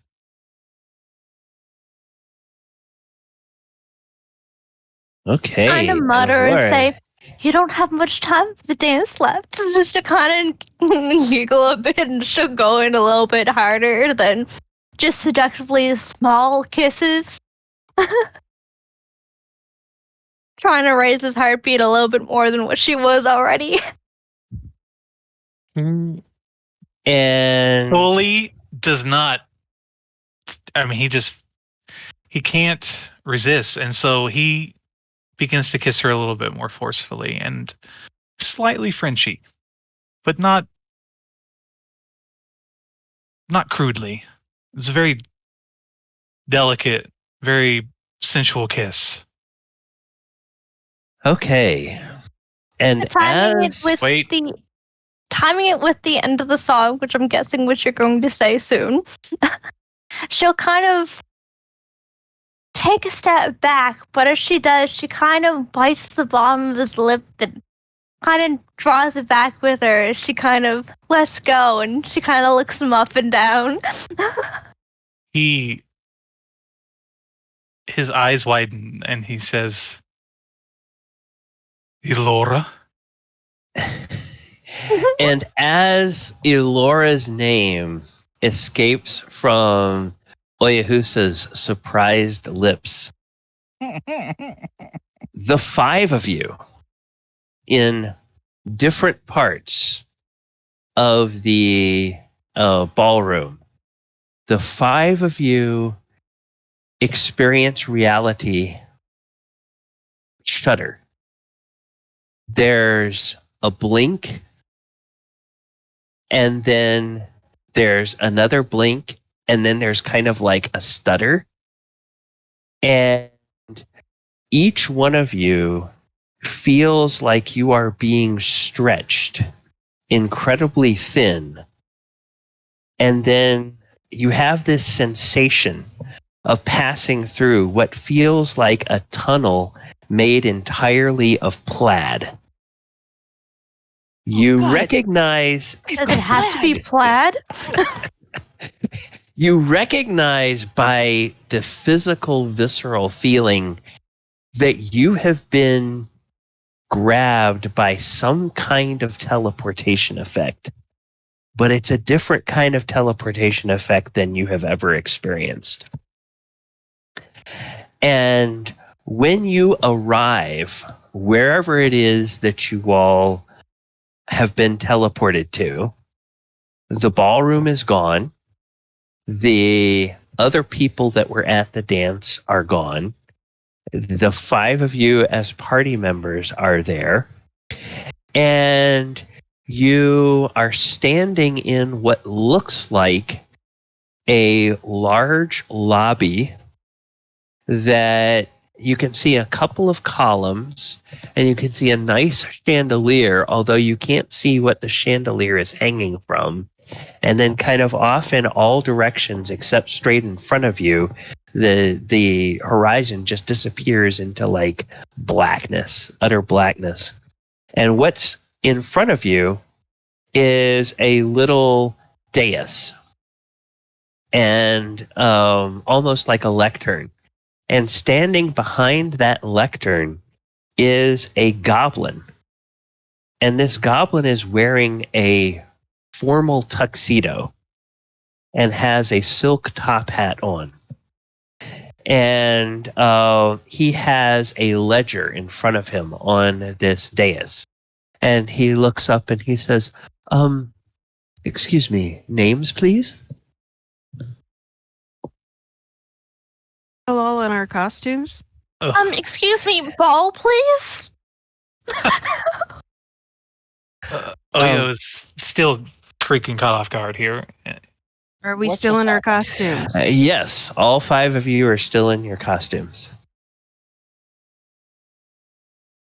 Were Galibar and I still dancing?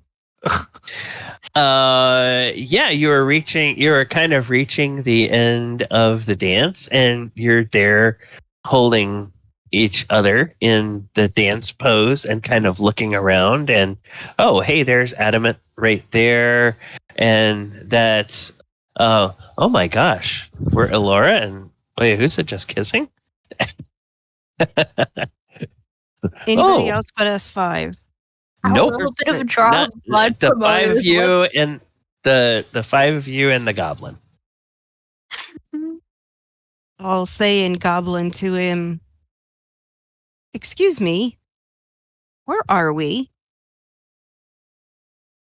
Oh. Well, this is the Dimensional Constitutional Institute. Out loud in English or in Comish, she'll say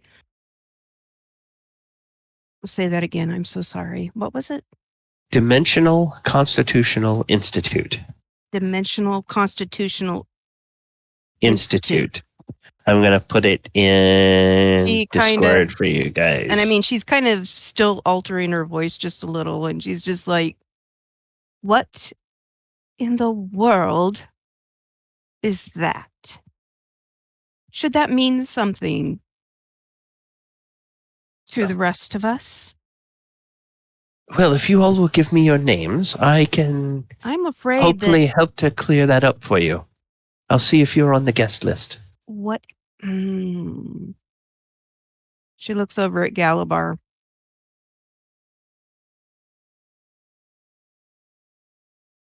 My name is Galibar. Ah. That's the goblin. And he looks down. He says, "Oh, would that be Sir Galibar?" Yes. Oh, and you're expected with 4 others. So would these be Oyohusa and Elora and Enka and Adamant? Yes, although we did not expect to be here, so. Oh, that's Oyo speaks up. He says, yes, I'm Elora. I mean, Oyohusa. Oh, well, very good. And to answer your question, Sir Galibar, that's quite common for first time guests.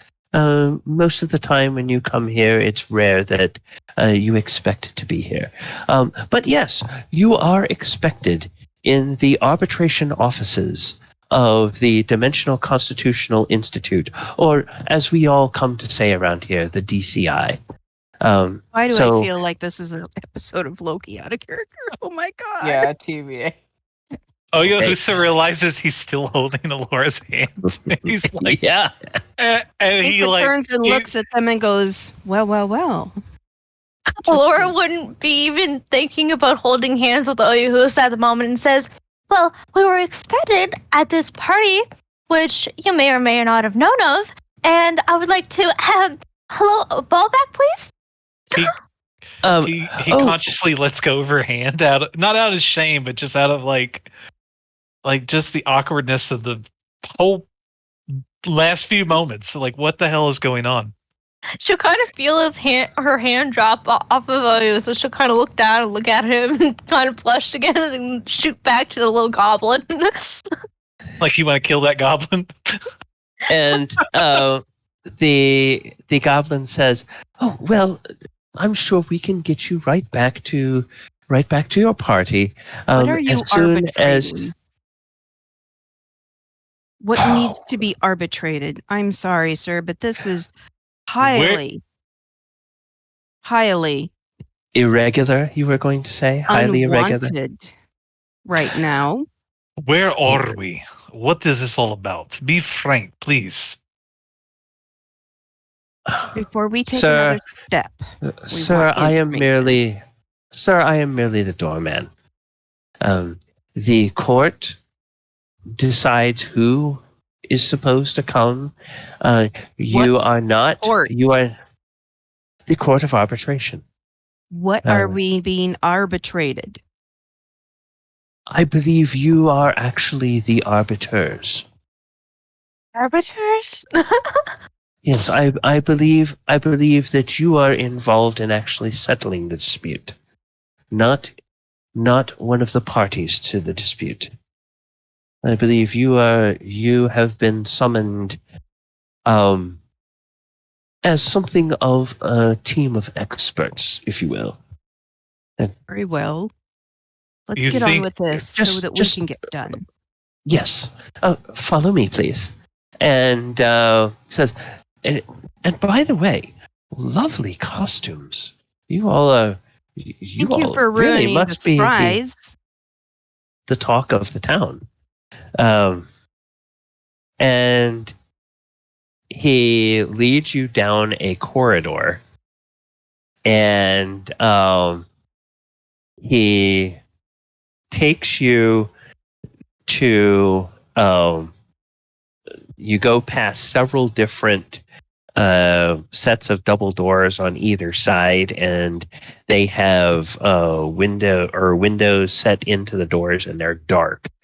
And then you go past two sets of this, and then there's a set of columns that marks off kind of an archway, and over the archway it says Arbitration Office, Grand Goblin Arena. And so you then go through a set of double doors that open in front of you, and you realize you're walking into what looks like a large courtroom. And sitting in the center at the far side of the courtroom, apparently is the panel of judges sitting behind this bench. And there are 5 judges. There's a tiefling, a human, a high elf, a dwarf, and a half-orc. All of them are wearing robes of office, powdered wigs, and large pendants on gold necklaces around their necks. And to either side of the bench are cages, each of which holds an apparent prisoner of the court. In the left cage as you enter is a bearded devil. In the right cage as you enter is a human, and this human is wearing a rather ridiculous-looking wizard hat, very flashy robes, and a necklace that bears the insignia of Acquisitions Incorporated.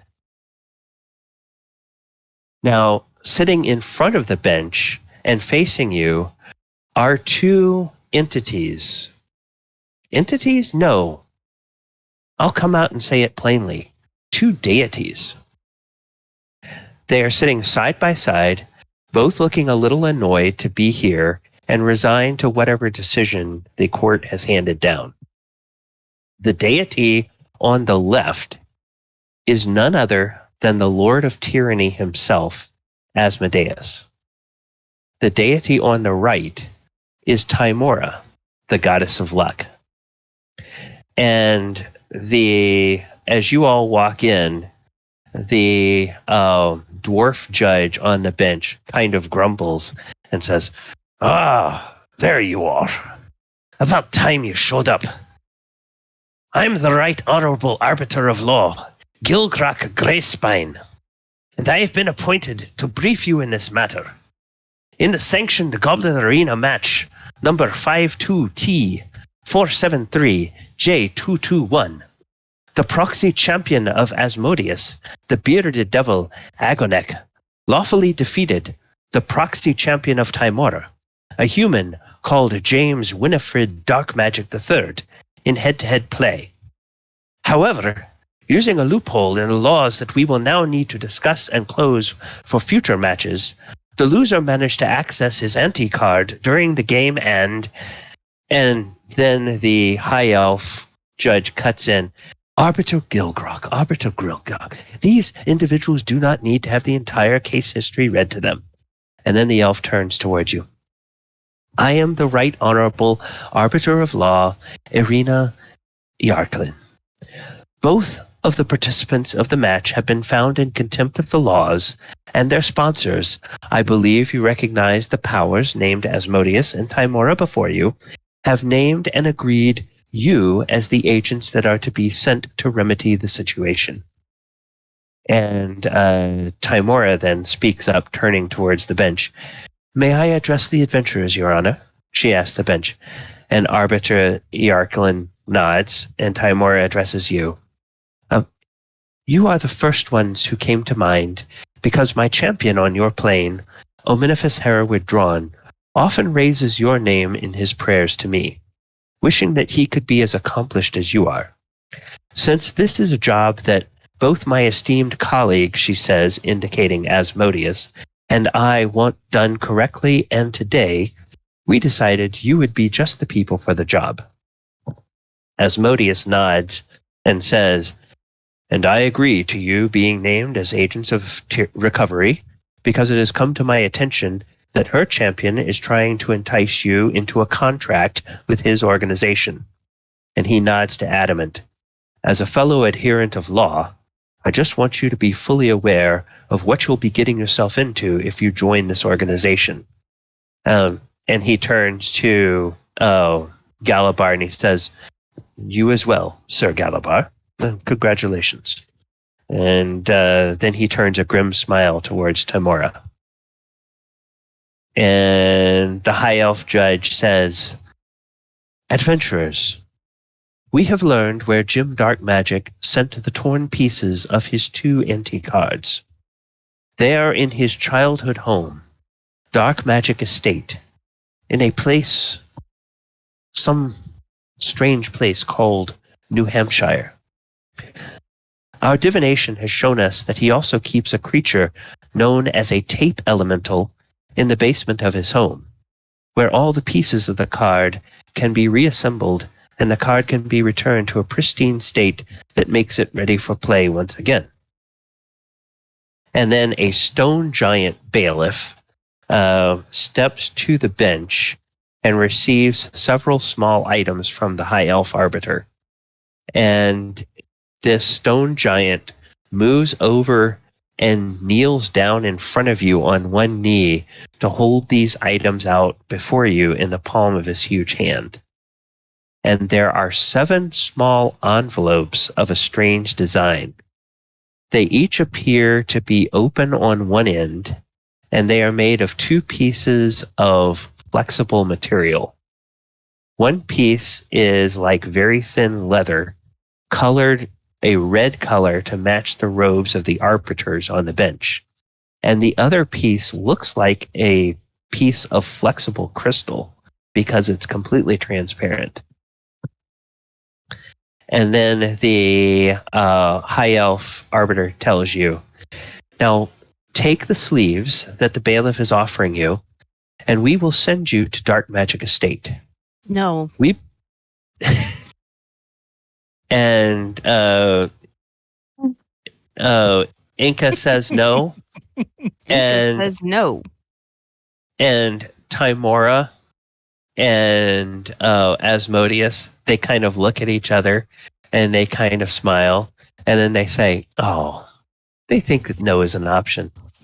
How quaint.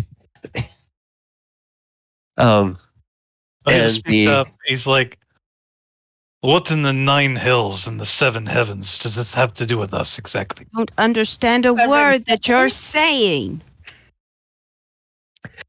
What is all of this? What is this card Elora's thing? just in the back saying, who are these people? Where are we? And what? She kind of mumbles quietly to herself that only we can hear. And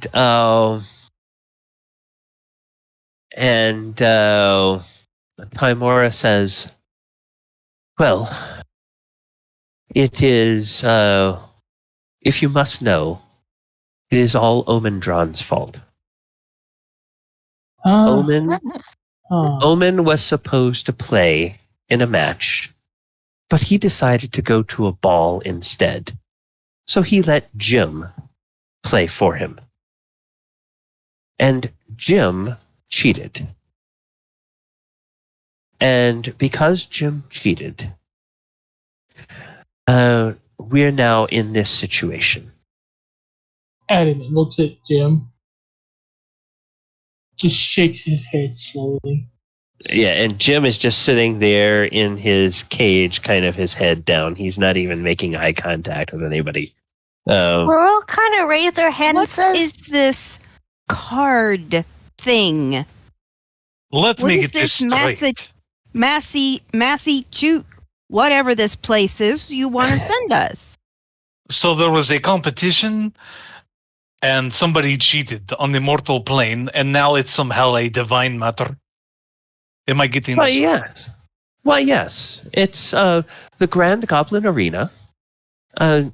It is a field of friendly competition established by the Pantheon thousands of years ago. And since the very beginnings of the Pantheon, the deities have chosen mortal champions who are able to play against each other in various contests of luck and skill. Right now, the hot thing in the Grand Goblin Arena is a game of cards.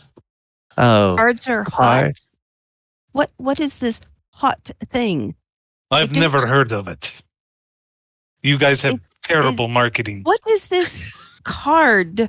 Why do we have to be here involving these card games? Elora This just is not what stand there we with her hand do. up. And after a while, Taimora will just sort of point towards Elora and say, "Yes, dear. Before you put your arm out of joint, what is your question?" If Omen was the one who got this weakling to play for him, then why can't we find him and bring him here instead of trying to hunt down these cards and things like that, when he should be the one punished for his actions by letting this other person play for him, and he should be the one to do this work because we enjoy our time at the ball and whatever we were doing beforehand. I am no champion to either of you. My goddess is not one of these. As he can probably understand what you're asking for more than we can understand right now. Nor do we care to find out more. Are you suggesting that this is more of a magical gathering card game? Why, yes, that would be a good way of putting it, Asmodeus says. It's a magical gathering of mortals who champion the various deities. And now, my friends, I want to answer your questions. Trust me, you would rather have me as a friend than an enemy. I am not happy. I should kind of pull on Enka a little bit and say, I get my lucky skills from her, so I don't want to upset her. And appease her. You trust me when I say, Asmodeus says, I would not allow Omendron to be named as the person who puts this right, because I frankly don't trust the man. I'm not sure that you all should trust him either. She kind of crosses her arms and says, he basically indirectly called me weak. I don't like him. Can Oyohusa do an insight check for all this crap? I mean, you just want to know. You sure can. Are people on the up and up on this, or is this some kind of bullshit? I am confused as hell, so you can. I'm going to do it too. Go ahead. Okay. I'm so angry right now. Make an insight check. As he's doing that, she'll kind of go on a little bit of a rant saying, he didn't think I could take on a few ghosts. As her defense tactic is to talk about something else and ramble on. Enka, you feel 100% certain that everybody in this courtroom is as serious as a heart attack. Oyo,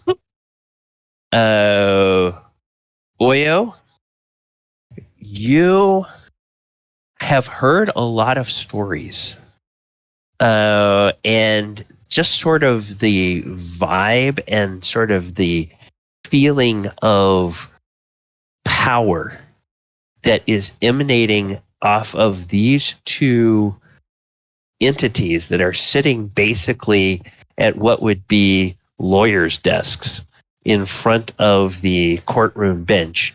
Oh, It's dear like, God. yeah, those are Rules those are lawyers. for sure.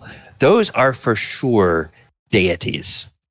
Their power compared to your guys' power and the power of everything that you have faced is just like it's like several orders of magnitude greater. And they're is not all serious. So this is not avatars of deities. These are legit deities. Yes. Holy shit. That yes, sinks into Oyohusa at that moment. Like, Enka crosses her arms and looks at him and goes, "And what's in it for us?" And Adamant, or not Adamant, Asmodeus says, "I'm so glad you asked, because these judges do have the bad habit of prattling on. I'll tell you what's in it for you. I want only the 2 anti-cards that Jim Dark Magic owes my champion. But there are up to 7 cards that are scattered around his home in various pieces. Find those cards and reassemble them with the tape elemental you will find in the basement of the home. And once you do this, you will be able to return here without putting those cards in the sleeves, or after you put those cards in the sleeves. You put the cards in the sleeves and bring them back here. They are worth a lot of gold. And I mean a lot of gold. Because they are not very interested in just gold. Then don't put them in the cards, and they will return with you as either functional magical items or as spells that you can add to your repertoire." Spells like as in Where are more we magic? going? What is this massive place? And Jim Dark Magic says, "New Hampshire." Massey, new whatever. Not Hampshire. Massey, just New Hampshire. New Hampshire. What is a Hampshire? And why is it new? What kind of people are there? Are there other beings and demons and creatures that we have to deal with? Or what is this place? I've never heard of it. And I've been to many places. And as Asmodeus shrugs his shoulders and says, "Not much to write home about. I mean, there's some mountains, maybe, if you like those. Some forests, maple trees. Some people like the syrup." That is not what I am asking. What kind of people, things will we encounter there? Mostly you'll encounter a summer home out of season. Probably not a whole lot. So the guy that's in the wizard outfit that's in the cage, that's his house? His summer house, where he grew up. The idea of maybe someone His standing up in the childhood back. summer home. She looks at him and looks at the god and goes, "So if this is his home, then we can take him with us and he can show us where all this stuff is." No, he can't. He's punished. He's got to remain here to serve out his sentence. Well, then he can tell us where he put them. We've got other things to do than sit here and go chasing after bits of card. And Timora says, "Oh, don't worry about time. Time works differently. You do this, you come back, you decide whether you want to keep the items or get the gold, and as soon as you leave, you're right back at the festival you came from at the moment that you left. like nothing ever happened. Nobody there will ever even realize you were gone. Adamant raises his hand. And as Modius says, "Oh yes, yes, Morden's champion, I believe." We need our things. If we're going to another world.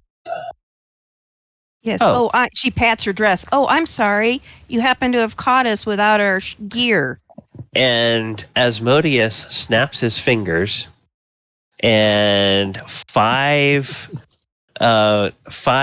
freestanding dressing room booths appear along the sides of the room, and out in front of each one, very neatly piled, are all of your adventuring gear.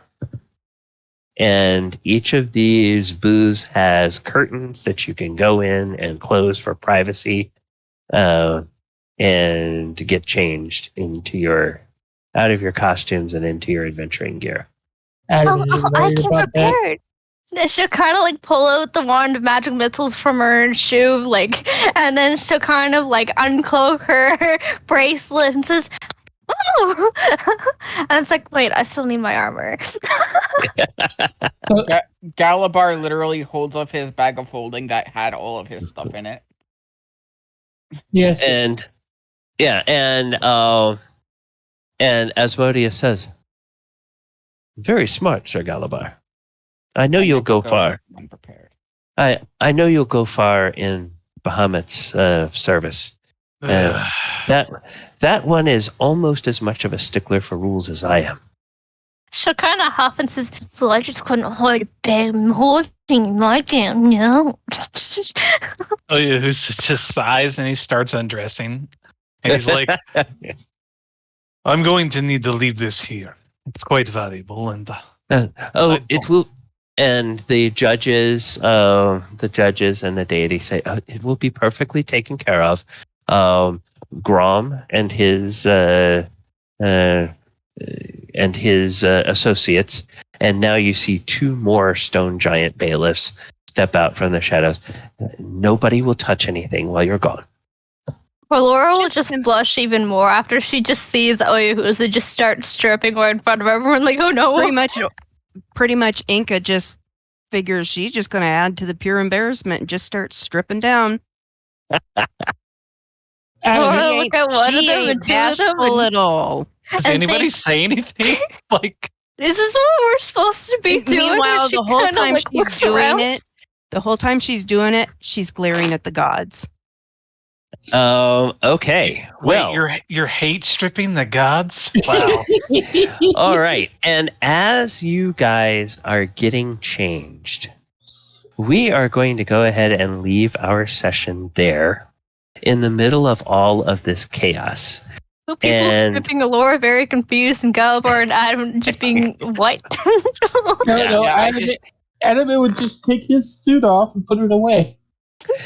And yes, and you'll find that in those little dressing rooms, there's all of the hangers that you need to very neatly hang up your costumes, so that when you're ready to go back to the ball, you can just put them back on. They won't have gotten wrinkled or anything like that. They will be. Enka just drops all of it into her haversack of holding her bag of holding. Who says notice that he probably should be modest in front of the gods, so he'll walk in with his shirt off into the dressing room and finish changing. Nope. Yeah. Laura strips down basically to her skivvies, and then just grabs her adventuring dress and puts it on. Laura would be stuck staring at everybody. The deities. Go ahead. You said Elora. Ivy. You said you were undressing Elora. Oh, sorry. Enka is she's basically just pissed off. So pissed off. Just hates stripping right for the gods. Yep.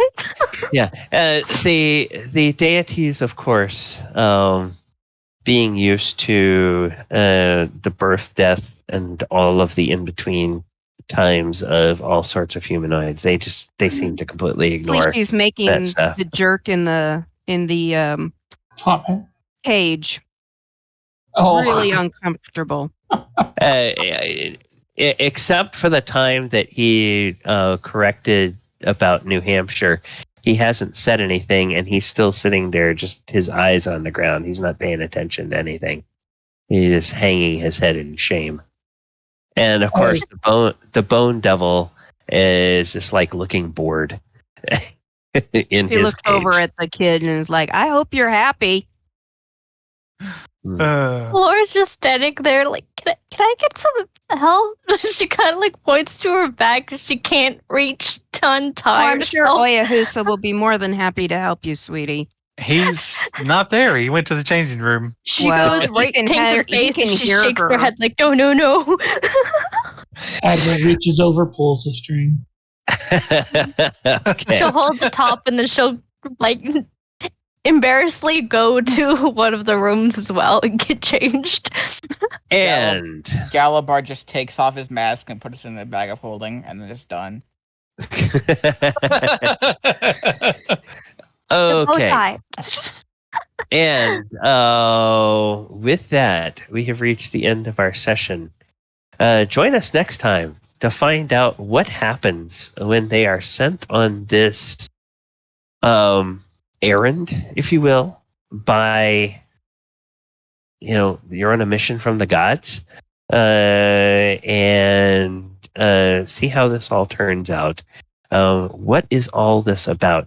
I'm going to go over a little bit at the beginning of next session exactly what they need to have returned and how that's all going to functionally work, and then the what things you might find that you may want to keep for yourselves.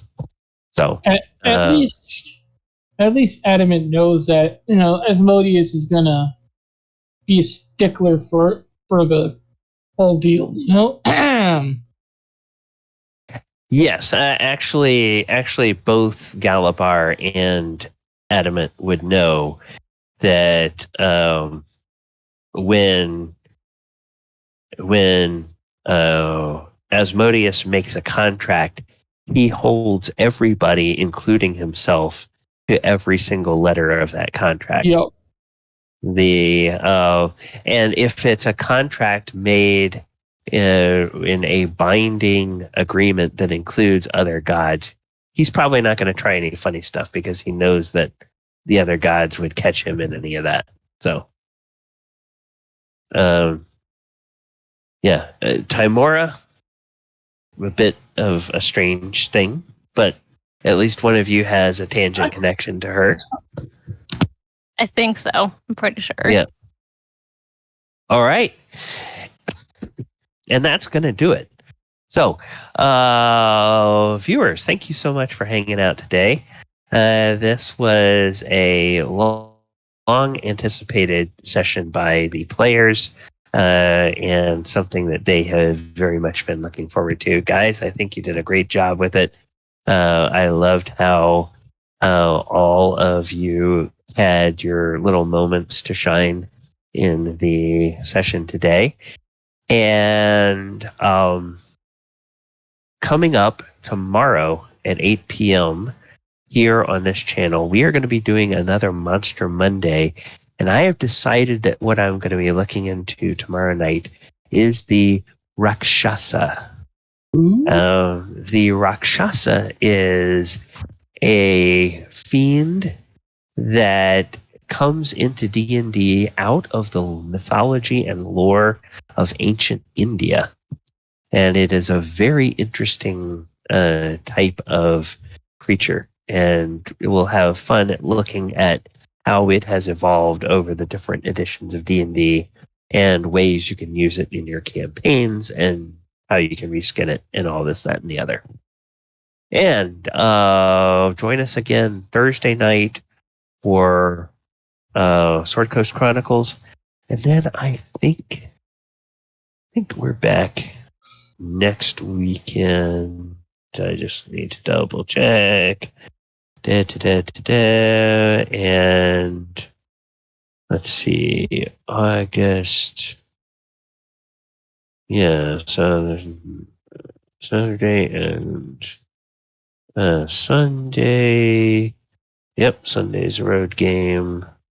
And then let me just double check Saturday. So we'll be back next Sunday for another edition of Walker of Waterdeep.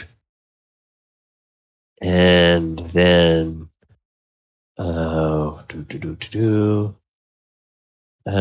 Saturday, August 7th. Yep, that's another road game. And we will be back next Saturday night for our second edition game as well. So thank you, everybody.